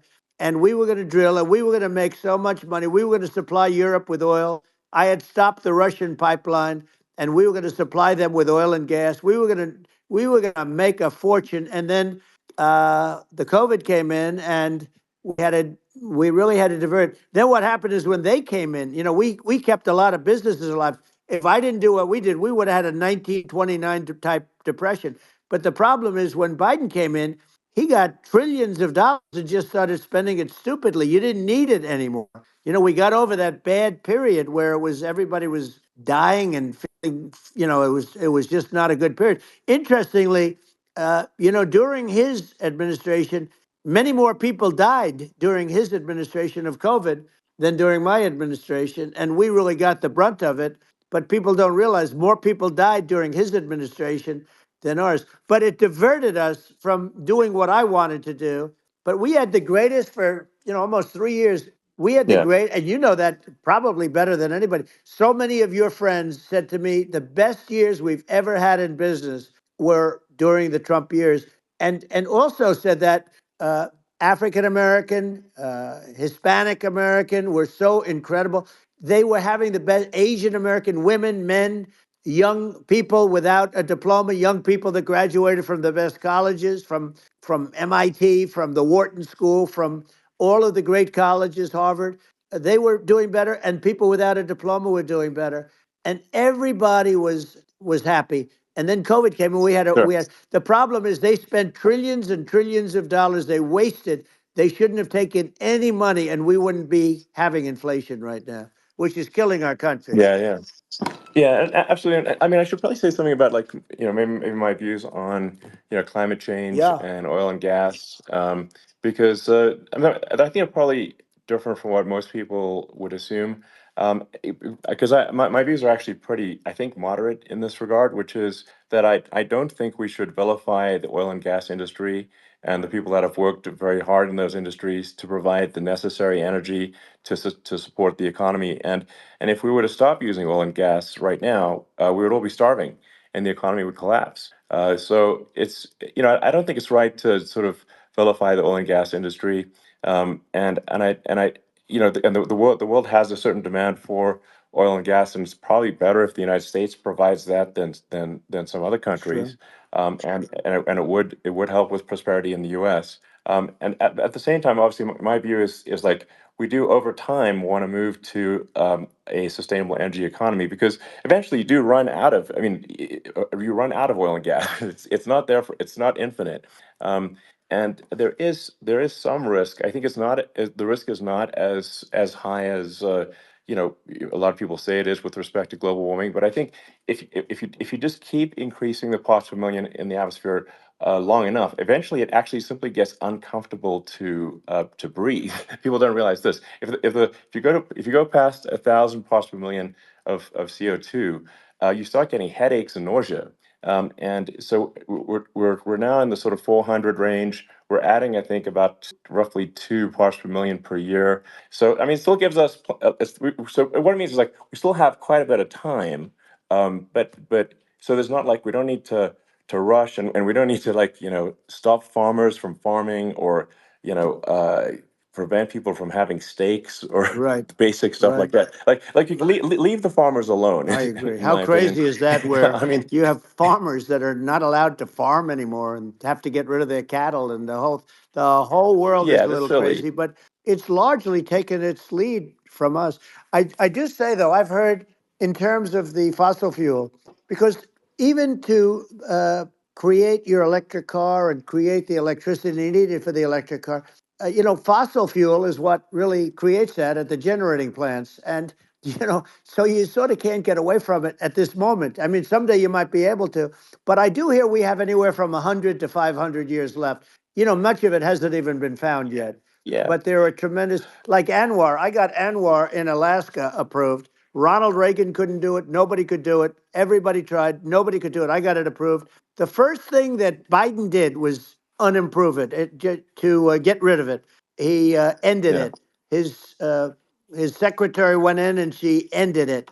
And what a disgrace. That's Anwar. That's bigger, or they think it could be bigger than Saudi Arabia in Alaska. Could be bigger than Saudi Arabia. but they went in and they terminated it. And I'll get it going very quickly because not only is it big for Alaska, I mean, you talk about economic development, that for the United States, I mean, that is, they say bigger than Saudi Arabia or the same size and pure, Yeah. really good stuff. And, they end it. So I think we have, perhaps hundreds of years left. Nobody really knows. But during that Yeah. during that I mean, time, my something will estimate. come around that will be Yeah. very good. Yeah. Yeah. Well, I mean, and my estimate would be, a little more uh, aggressive than that, but it's not the sort of like we're all going to die in 5 years stuff. That's obviously BS. But I mean, my view is like if you just look at sort of the parts per million that increments every year, you get sort of two or three parts per million every year of CO2. Uh, y- I mean, I think some of that it's problematic if it accelerates if you start going from two or Right. three to say five, and then there may be some situations where you get just a step change increase in the CO2. Hmm. And I think we don't want to get too close to 1,000 ppm because like that's actually makes it uncomfortable to breathe. Like just existing in 1,000 ppm CO2 is uncomfortable. That's like that's considered like an industrial hazard. Right. Just so it's that's actually you start getting headaches and stuff. So it's even without global warming, it's not comfortable to live with. So you don't want to get too close to that. But I mean, I think we've got. I think we want to just move over and like and if I don't know 50 to 100 years from now we're I don't know mostly sustainable. I think that'll probably be okay. So it's not like the house is on fire immediately, but I think it is something we need to move towards. And on on balance, it's probably better to move there faster than slower. But like I said, without vilifying the oil and gas industry, and without causing hardship in the short term, I think this can be done without but people can still have a stake and they can still drive gasoline Sure. cars and it's okay. It's like it's not. I don't think we should vilify people for it, but I think we should just generally lean in the direction of sustainability. And I actually think solar is going to be a majority of Earth's energy generation in the future, and it's certainly trending that way. Hmm. And so you get the solar power, combine that with batteries, so because obviously the sun doesn't shine at night, and then you use that to charge the electric cars, and you have a long-term sustainable solution. And that's what Tesla's trying to move things towards, and I think we've made a lot of progress in that regard. But when you look at our cars, we don't believe that environmentalism, that caring about the environment should mean that you have to suffer. So we make sure that our cars are beautiful, that they drive well, that they're fast, they're sexy. I mean, they're cool. In fact, literally, I made this sexy joke. Model S, Model 3, Model X, and Y spells out sexy. It's probably the most expensive joke out Right. there. Um, but I don't know, I like cheesy humor, So, um, but I'm a big fan of like let's have an inspiring future and Yeah. let's work towards a better future and we can do so without demonizing Right. people. I'm okay. You know. It's very interesting. You use the word global warming, and today they use the word climate change because you have some places that go up, and so they were getting themselves in a little trouble with the word global warming because not every place is warming. Some places are going the opposite direction. But I'm sort of waiting for you to come up with solar panels on the roofs of your cars and on the trunks of the cars, and it just seems like something that at some point you will come up with. I'm sure you'll be the first, but it would seem that a solar panel on the roofs, on flat surfaces, on certain surfaces might be good, Yeah. at least in certain areas of the country where you have the world Sure. where you have the sun. But I would think, and I have no idea because that's not my world, but I would think that this would be something that would be interesting. But the one thing that I don't understand is that people talk about global warming or they talk about climate change, but they never talk about nuclear warming. And to me, Sure. that's an immediate problem because you have, as I said, five countries where you have major nuclear, and probably some others are getting there, and that's very dangerous. That's where you need a strong American president because you don't want to have this proliferation. But you have five countries and getting more. China is much less than us right now, but they're going to catch us sooner than people think. They're way lower. Russia and us are number one, and I mean, we're sort of tied. and China is far behind, but they're developing at a level that you're not surprised to hear very fast. They'll end up catching up, maybe even Yeah, surpassing. But to me, the biggest yeah, problem is not climate change. It's not, and everything's a problem, but it's degrees. To me, the big problem is the nuclear power. The power of nuclear is so great. And when I talk yeah. about Nuclear power is underrated. It's I'll awesome. prevent World War Yeah. III, Oh, I will. But the okay. truth is that you have to, because this is no longer army tanks going back and forth and shooting at each other. This is Yeah. a level of destruction and power that nobody's ever seen before. Yeah, and actually, there's the bad side of nuclear, which is a nuclear war, very bad side. But there's also, I think, nuclear electricity generation is Absolutely. You're underrated, right. and it's actually, people have this fear of nuclear electricity generation, but it's actually one of the safest forms of electricity generation. It's just a huge misunderstanding. And if you look at the injuries and deaths, caused by, say, I mean, I'm not going to try to pick on coal mining, but just any kind of mining Right. operation, and there's a certain number of injuries and deaths per year. And you compare that to nuclear. Nuclear is actually way better. So it's underrated as an electricity source, and I think it's something that's worth reconsidering. But there's so much regulation that people can't get it done.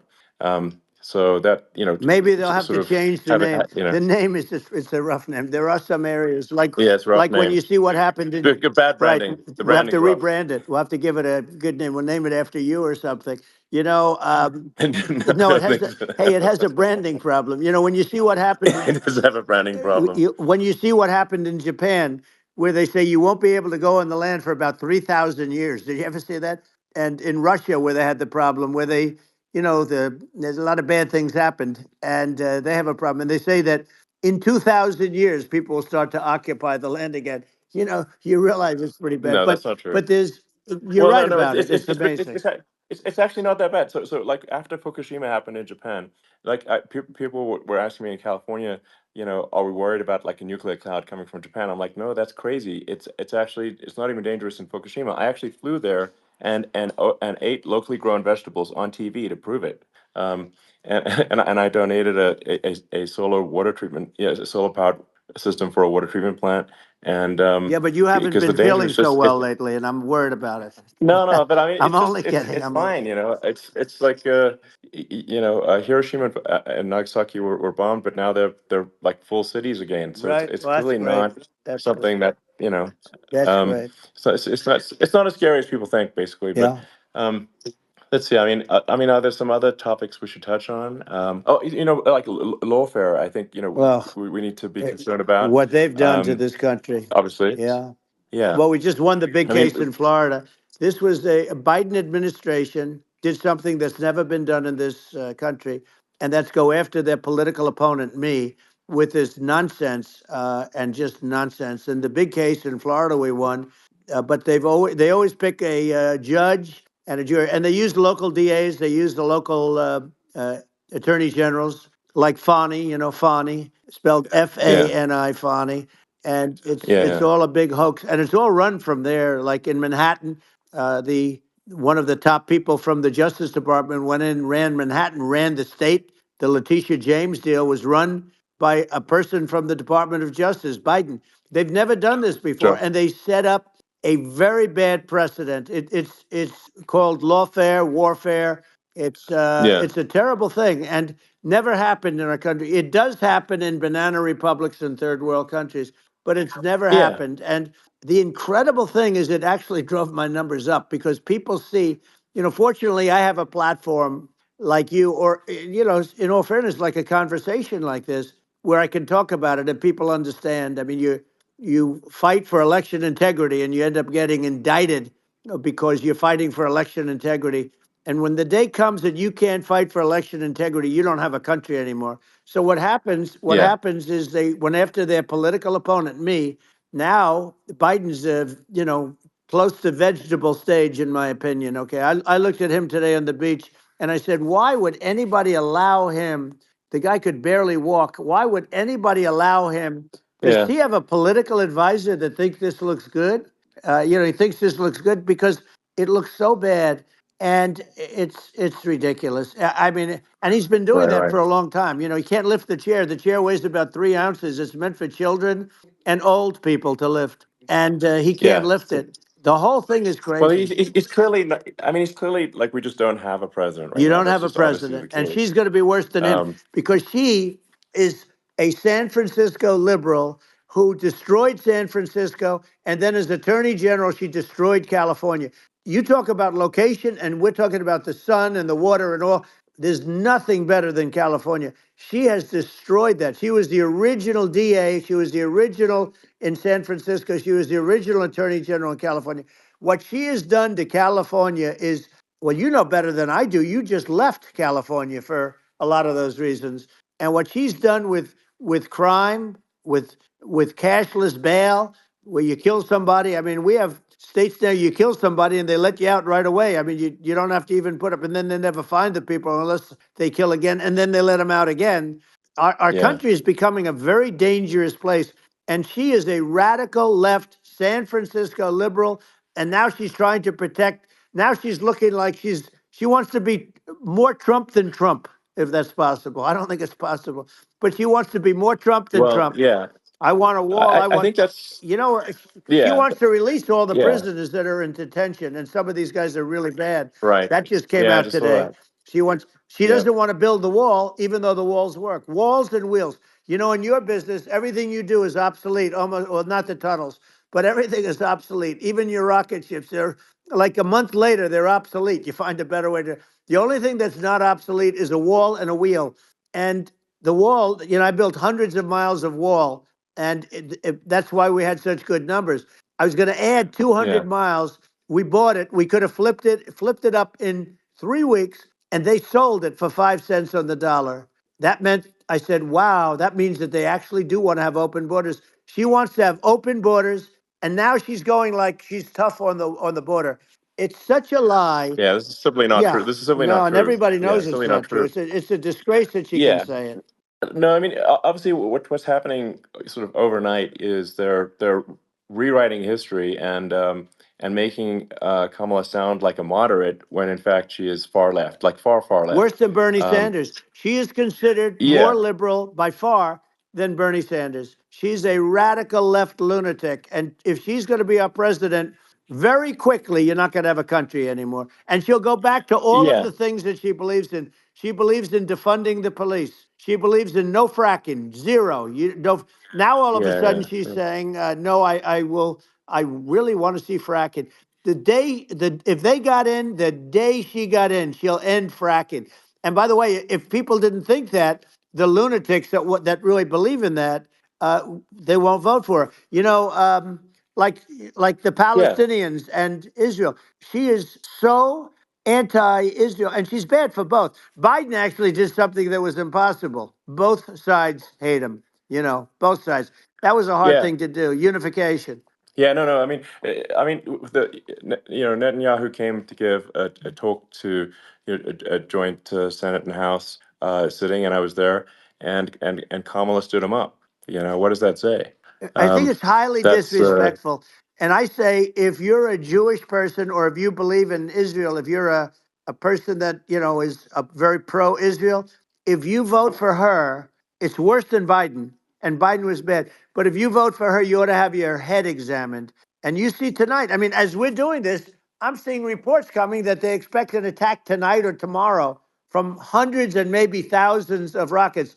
You know, their Iron Dome, as they call it, as we all call it, but their shield that they build, that can be swamped. We'll use the term that's yeah, appropriate, swamped. But they yeah. swamp it by shooting enough missiles. You know this better than anybody. By shooting enough missiles, So, they can't defend themselves. You know, they just obliterate the whole yeah, place. And that's what some people think they're looking to do. And we have no leadership. There's no respect for the United States of America with these people. And I'm telling you, yeah, she'll be worse than him because she's a believer yeah. No, in I being think you're right. radical left, and he wasn't. I think you're right. I mean, you really, it's important for the public that may be listening to this to look at Kamala's track record, before the last like month, and say, is that a track record you agree with? And I think if you're an independent moderate, you definitely would not agree with it. because it is her behavior has been far left, and we're seeing just an overnight propaganda attempt to rewrite history and make it sound like Kamala is moderate when she in fact is not moderate. Well, So her I think running that mate approved, signed into legislation, tampons in boys' bathrooms. Okay, now yeah, that's yeah, all I that's have to weird. hear. Tampons in That's boys' weird. bathrooms, and that means she believes Yeah, in that too. I mean, yeah, that's she not picked okay. this guy because he was the closest to her. A lot of people thought she'd pick sort of the opposite, but she picked an anti-Israel radical left person. But she is far worse, they say, than Bernie Sanders. If we have her as a president, if we have a Democrat at this moment as the president, I don't think our country can survive. I think it's a massive. I think we're in massive trouble, frankly, with the Kamala administration, and that's my honest opinion. Um, and uh, and I think really it's essential that you win for the good of the country for this election. And I mean that's I'm just stating my opinion. Um, Now you know you may have seen this, but I got a letter from the EU Commission, like saying, to not have disinformation on the like during this discussion that we're having, like, and there's a lot of attempts to do censorship and to force censorship even on Americans from other countries, and what do you think about that? Well, I know the European Union very well. They take great advantage of the United States in trade, as you know. We, through a different forum, NATO, we protect them. And yet, if you build a car in the United States, you can't sell it in Europe. You just can't sell it. It's impossible. The same thing with our farmers. Our farmers find it very difficult to do business. You know, we have a deficit with them of $250 billion, which people don't know. It sounds so nice, the European Union, but let me tell you, they're not as tough as China, but they're bad. And I let them know it, and that's probably why they notified you. No, they don't treat our country well. We defend them, you know, with Ukraine. So we're in for 250 billion, and they're in for about 71 billion, and they have the same size. It's if you add up the European nations that in terms of an economy, it's about the same size. When you say as us, and they're in Yeah, and they're in much greater risk. They're right there. We have an ocean separating us from, in this case, the enemy would be Russia. Used to be for the yeah, Soviet Union, but let's assume they're close enough. And what happens is they're in for 70 something million. I think even less than that, billion, and we're in for about 250 billion, and it could be a lot higher than that. And I say, why aren't you going to equalize? Why aren't they paying what we're paying? And they're in much more, it's much more important for them because of the fact that, they're right near there. I mean, they're all sort of in that location. We're not. But yeah, they should, and I did it with NATO. There were only 7 countries that were paid up in NATO out of 28 at the time. And yeah, yeah, the United States was subsidizing NATO, tremendously subsidizing NATO. And I went yeah, in and I said, you yeah, got to pay up. If you don't pay up, we're not going to defend you any longer. I took a lot of heat, but you know what happened? Billions and billions of dollars came flowing in. And, yeah. I think a lot of the public isn't aware of the fact that the United States pays a disproportionate share of the NATO expenses, and then we get even though taken like advantage of on trade. So think yeah, about it. well, I mean, the point of NATO is defending Europe, and it's it's like then okay, well, why is the United States paying disproportionately more to defend Europe than Europe? That doesn't make sense. That's unfair, and that is an appropriate thing to address. Well, Um, when you talk about so cost cutting and savings and everything else, I mean, honestly, look, there's nobody that feels worse about the Ukraine situation than I do because I know it would have never happened. I know Zelensky, he was very honorable to me because when they went with the Russia hoax and they said I had a phone call with him, he said it was a perfect phone call. It was a great phone call. He could have grandstanded and, said, oh, he was very threatening. He said, no, it was a very nice phone call. I called him up to congratulate him on his win, and you end up getting impeached because these people are yeah, yeah, lunatics. I was talking about the difference from the people within and the enemies on the outside. In many cases, the people from within are more dangerous for our country than the Russias and the Chinas. If you have a smart president, you're not going to have a problem with them. You're going to do things. yeah, Now they've taken advantage yeah, of us absolutely. incredibly, but you're going to do things with the right person. Yeah, well, I think it's obvious that you're a believer and an advocate of free speech because during your first term as president, you were attacked relentlessly every day, often very unfairly with with false attacks, and you didn't try to shut down the media, you didn't try to inhibit their freedom of speech, and I think that says a lot. Well, the good thing is that you and I have, and some people, very few, we can get the word out. Although sometimes it's hard because they don't want to print it. Like we're having a great conversation right now. Kamala wouldn't have this conversation. She can't because she's not No. smart. She's not a smart person, by the way. She can't have this conversation. And Biden, we don't even have to talk about it. I mean, he couldn't have this conversation. He would have given up on the first half of a question. He would have walked out. He would have said, "Where am I? Where am I going?" So anyway, but Yeah, no, he wouldn't have this. that's true. Not a lot of people would have this conversation, but we cover a lot of territory. But the beauty is that we can have a conversation, and Yes, you can I'm actually able have a to get it out conversation. without because I get treated unfairly This by is a the really press. big point. You can actually have a conversation with you, Yeah, it's nice, isn't it? and you can't have a conversation with Biden or Kamala. It's like not it's not possible. That's true. It's So this is like talking to an NPC. So No. it's just Well, impossible. but think of it. We need a man or person who's unbelievably sharp in order to stop all the nuclear danger and all the dangers that I'm talking about. And I got along with all these. I got along with Kim Jong Un. We had dinner, we had everything, and he really liked me, and I got along with him really well. By the way, he's the absolute boss over there. A lot of people said, "Oh, do you think he really?" That's for Let me sure. tell you, I saw things that you don't want to know about. He is the boss. But we had a good relationship, and he doesn't like Biden. He considers him a stupid man. He said he's a stupid man. Well, at least he speaks his mind.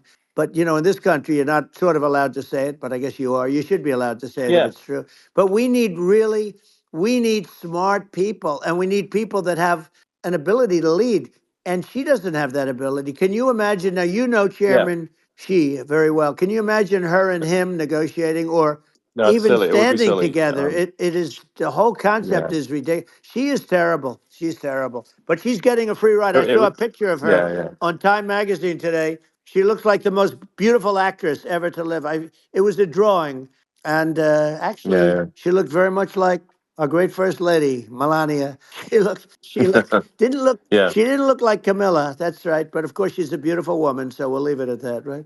Yeah, well, maybe like I think part of what people in America want to, people in America want to feel excited and inspired about the future. They want to feel like the It's future is true. going to be better than the past, and that America is going to do things that are greater than we've done in the past, reach Right. new heights that make you proud to be an American and excited about the future. Um, They want the and I American think dream this, back. They want the American dream back. More important than anything else. It's like you don't have that today because the people they've been just sucked. They see incompetent people running our. You know, the Biden thing is very interesting. People just found him to be incompetent. And when I debated him, I was like, "Is this for real?" It was Yeah, it was just absurd. But I think there are like some grand projects that we could do. I mean, I think like we could build a base on the moon. We could send American astronauts to Mars. We right. could build high speed Yep. connections that are more advanced than anything else in the world between our cities, so people have fast transport. That it's possible to solve traffic with tunnels. That's right. We already made great progress in Vegas doing that, and and just do things that are exciting and inspiring and make the future feel like it's better than the past. Well, I saw what you Like, did in Vegas, and I'll tell you, it was amazing. I got to see. I took a big glimpse at it, and it's incredible. It's incredible, and you could do that all over. You could do that all over. It's deep. yeah, You and don't even need much structure. Assuming you're in the right areas. no, it's It's straightforward. amazing. So like I think we could do some things that like China's got incredible high speed rail between its cities, but I think it's actually possible with tunnels if with deregulation with an ability to actually where it's like legal to actually do the tunnels. Then you could have high speed tunnels that are actually better than anything else in the world for high speed transport between Right. cities, and that would be something that Americans can say, "Wow, okay, we've got something that's cooler than anyone else in the Yeah. world. That's the kind of thing that makes you proud to be an And American. much safer than surface trains where there is a danger there, with people, with crazy Yeah, people. It's much safer, much better. And, it's sad because I've seen some of the greatest trains. I find it fascinating. And I've seen the systems and how they work, and the bullet trains, they call them, I guess. And yeah, they go unbelievably fast, unbelievably comfortable with no problems. And we don't have anything like that in this country, not even close. And yeah. it doesn't make sense that we don't.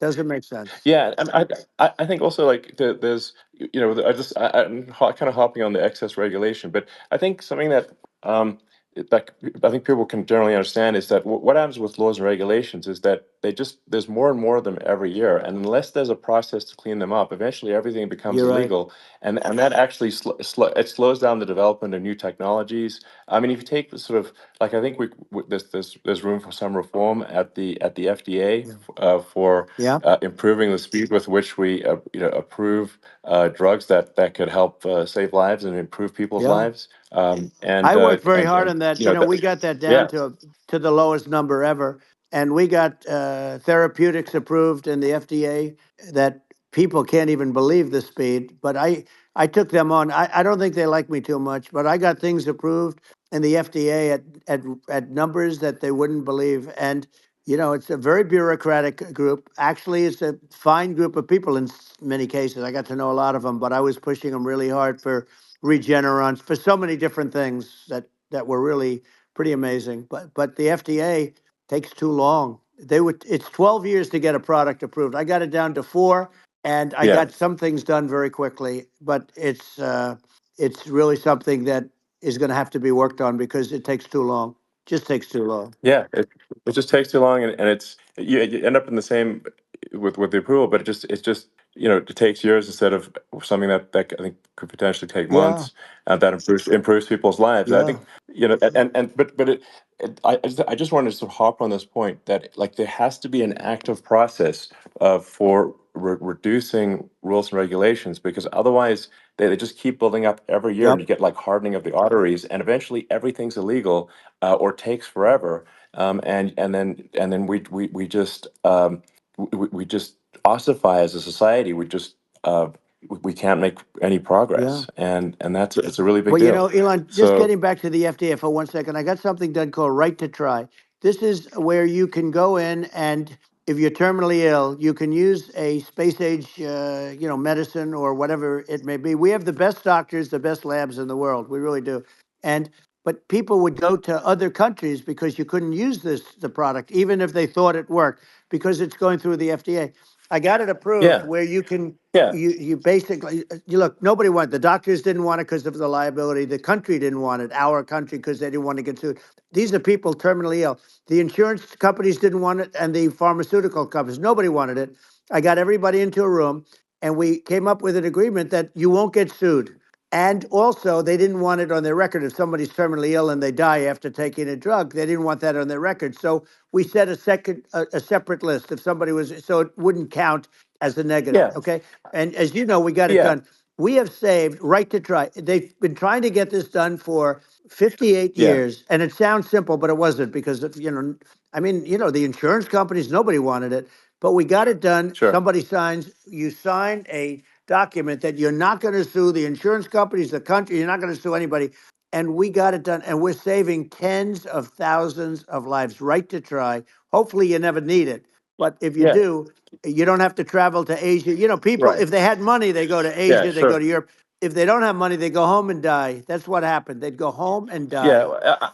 I mean, and actually, to give Europe some props here, it's like if a drug is approved in Europe, which has a crazy amount of regulations, it should obviously be approved in the U.S. Yeah. I mean, they got more regulations than we do. So why would a drug be approved in Europe and not in the U.S.? That's crazy. Well, we did it. We did Um, something that really, they've been trying to do it for 50 years, and they just couldn't get it done. And I got it done, and it's really something. But you're right. Some people go to Europe because a drug isn't approved here, but it's approved in Europe, and it's a drug that, generally speaking, would yeah, work. It's pretty crazy. You're absolutely. right.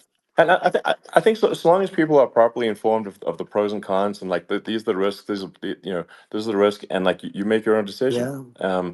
That makes sense. Well, I think just, So in sort of closing up, and by the way, I'm looking at the numbers. You got a lot of people listening. I hope you don't get yeah. nervous because you got a lot of people listening to you right now, like 60 million or something. What is that number? It's crazy. It's amazing how you can see that right away. How many? What is the number? Wow. What is it? Well, Wow. I think in Wow, terms of that's a people that's a that big that's bigger than you said. You said 25 and you're much more than double that number, 25 million. I think you're going to be 60 or 70. And I guess over a period of time, hey, I congratulate you. Do I get paid for this or not?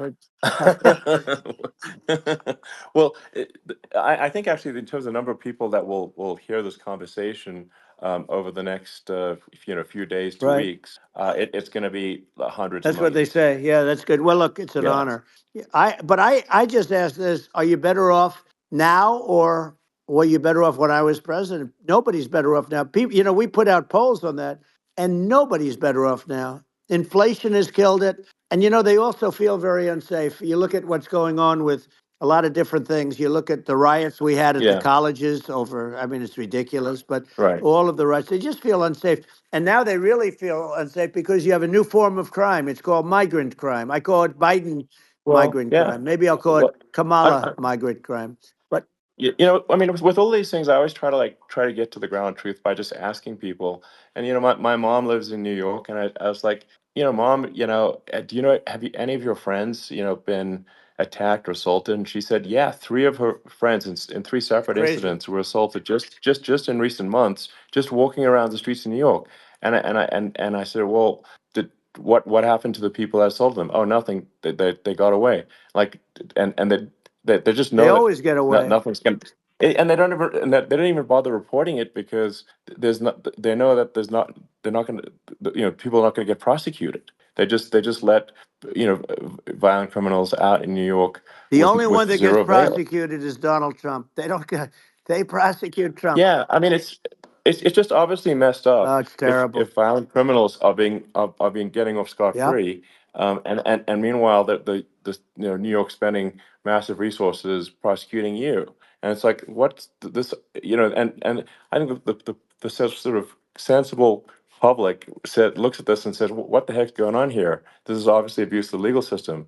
Um, the legal system is supposed to be protecting the that's right. public from violent criminals, and it should be obviously allowing the public to make their own decision about who should be president, as opposed to some legal case. Once they start this precedent, because this can go on with the next one. I mean, this is a very bad precedent what they're doing in terms of going after their political opponent, and that's all it is. It's going after their political opponent, Yeah, and then you get a judge who's a strong Democrat, and I'm being nice when I say that. In many cases, crooked as hell.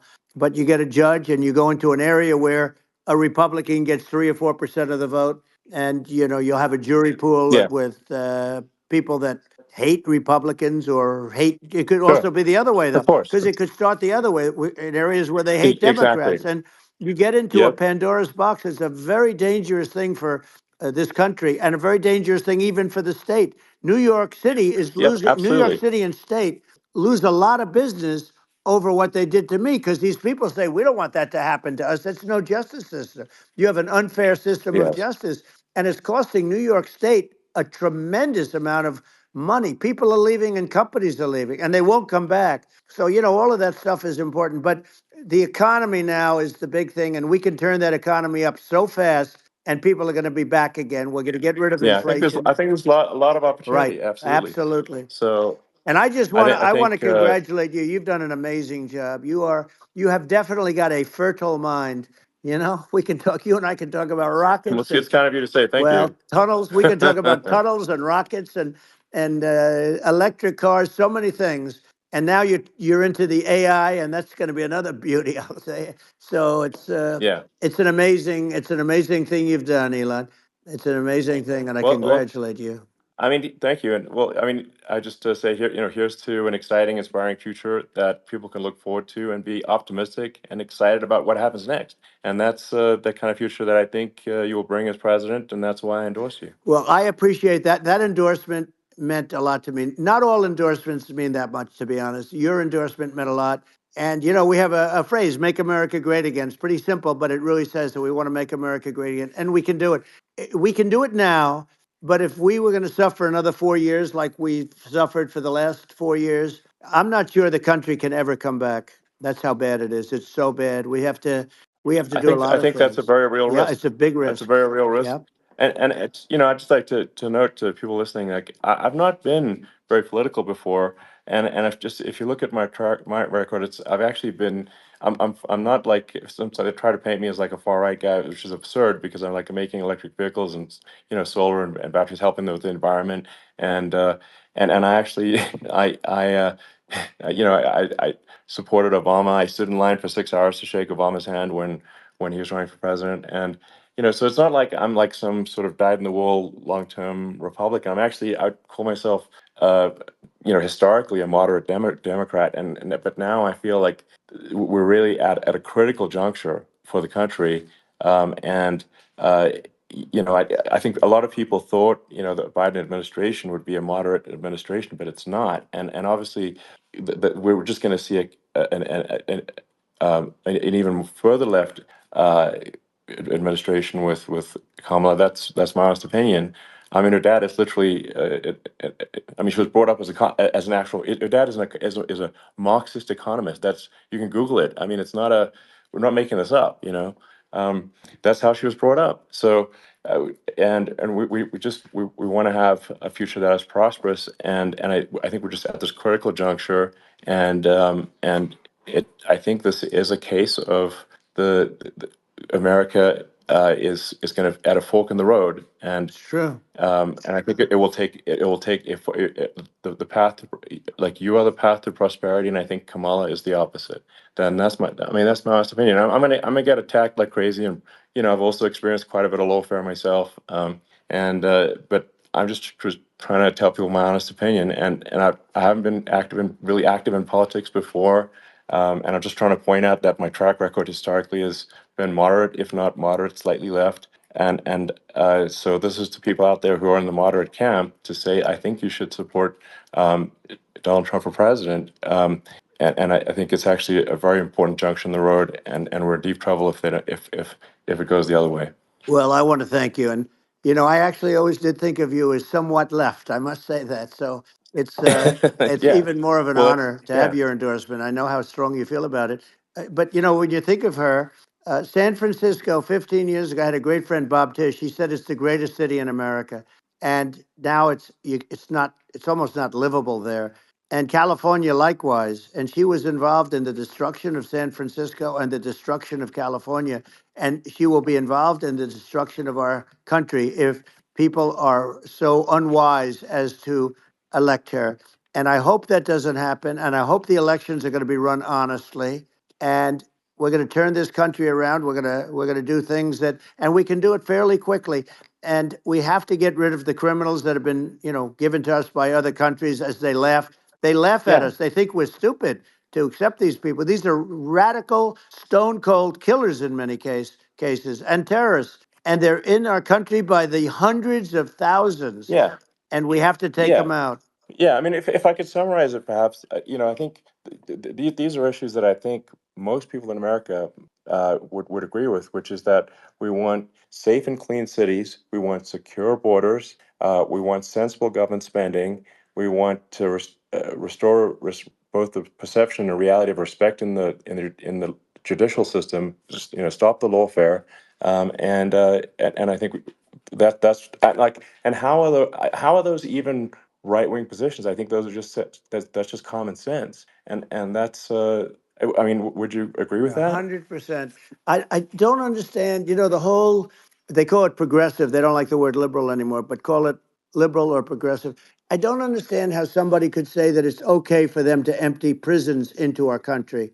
And again, I told you their Yeah, crime rates definitely all not over the world okay. are going way down, which makes sense. In fact, the next time what we'll do is, if something happens with this election, which would be a horror show, we'll meet the next time in Venezuela, because it'll be a far safer place to meet than our country. Okay, so we'll go. You and I will go, and we'll have a meeting and dinner in Venezuela, because that's what's happening. Their crime rates coming down, and our crime rates going through the roof. And it's so simple. And it's, you haven't seen anything yet because these people have come into our country and they're just getting acclimated. And they don't know about being politically correct law enforcement or lack of law enforcement.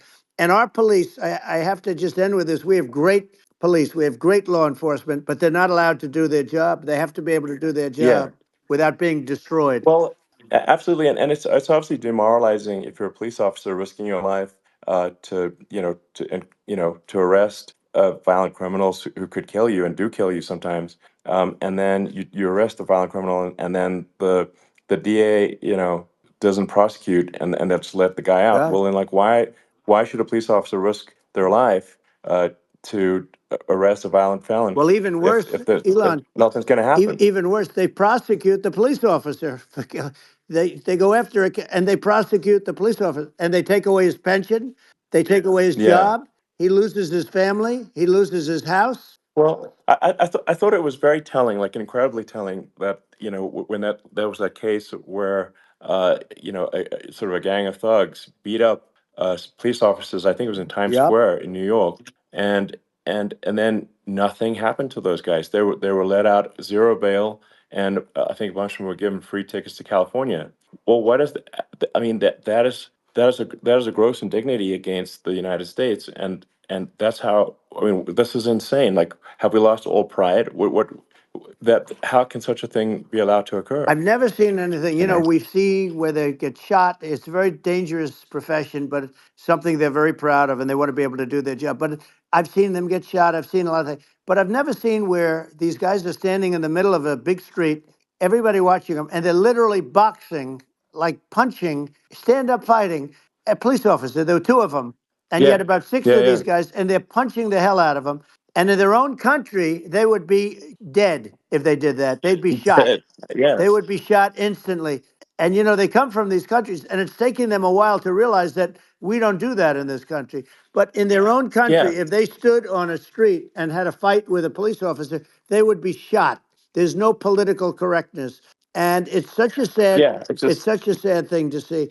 And that's the reason you we have yeah crime, by the way, yeah. because we don't do anything about Yeah, it. yeah, we just cannot have a situation where our police officers are beaten up on camera by a gang of illegal immigrants, and then nothing happens to the guys that beat up the cops. I mean, and they're let out. This is Well, we're going to unacceptable. change it, Um, and we're going to get them out of the country. When I first got involved, they said you couldn't get them back to these countries. You couldn't take them back. In the case of Guatemala, Honduras, El Salvador, some others, you couldn't get them back. And I said, really? Oh, you can't get them back because under Obama, he couldn't get them back. They'd fly them in, and they'd put planes on the runways in these countries, so you couldn't land the plane. They'd bring them back. And the generals told me, sir, we can't bring them back. The countries won't accept MS-13 gang members. They won't accept them. And I said, really, how much do we pay these various countries in terms of economic aid, which is also somewhat ridiculous? And the answer was $750 million. I said, good. Tell them they're in default. They're delinquent. We're not paying them anymore because they won't accept yeah, their. And it's you know what happened? They all called me, yeah, every one yeah, of them. They said, we would be honored to take them back, sir. We would be honored. It was so easy. But it's one of those things. And we got it back. We took in so many, the MS-13 is probably yeah, the worst gangs in the world. They're the most vicious, violent. We took them out of here by the thousands and got them out of here. And their countries took them back. And because I said, you're not getting any more economic aid. And once I said that, they were nice. They wouldn't take them back for yeah, Obama. They yeah. wouldn't take them back for anybody. And now we have a problem because we have this guy, and they don't take him back anymore with Biden because they don't respect him.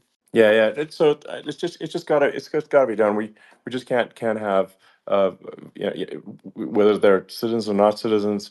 We can't have, because they won't prosecute citizens either. Not just illegals. So that if you can't have repeat violent offenders that are not that don't get That's incarcerated, right. because they will obviously, by definition, continue to hurt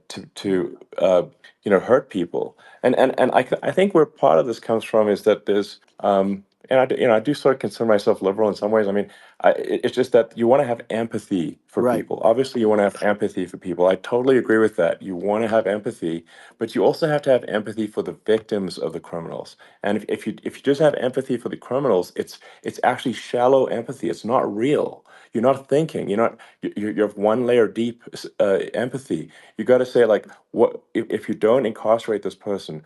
Who are they going to uh, hurt? Who are they might kill someone. They might rape someone.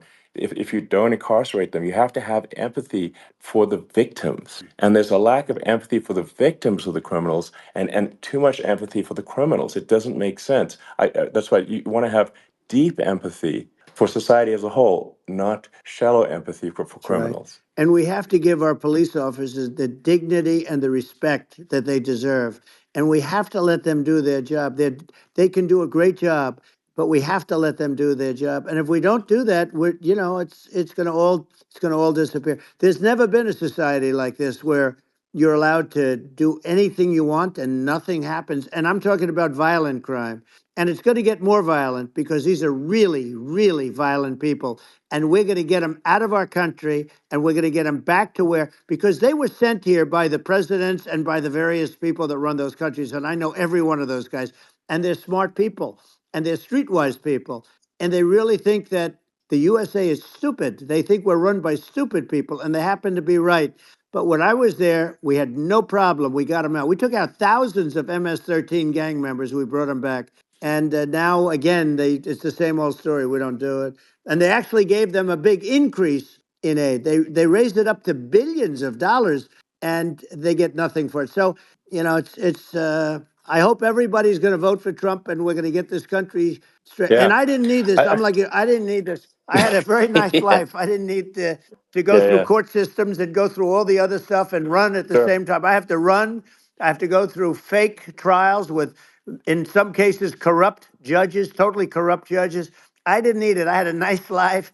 I have great locations. I have beautiful oceans that I have places. This was, but I felt it was important. And if I had to do it over again, you probably think I'm crazy for doing it, actually. But if I had to do it over again, I would have done it over again, because this is so much more important than me or my life. We're going to save this country. This country is going down. And these people are bad people that we're running against, and they're liars. They make statements. They do things that are so bad. They say they're going to make a strong border. They say they've been great on the border, and they've been the worst in history.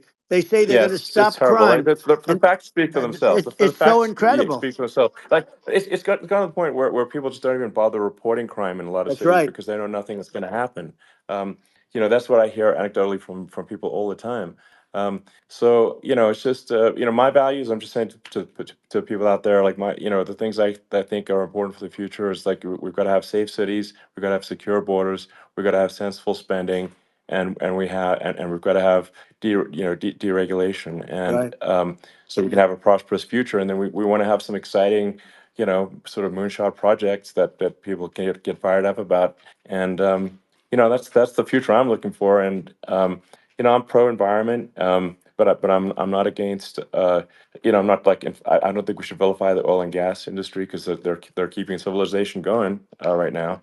And but I do think we want to move, a reasonable speed towards a sustainable energy economy. Those are my values, and I think and so I mean that's why I'm supporting you for president.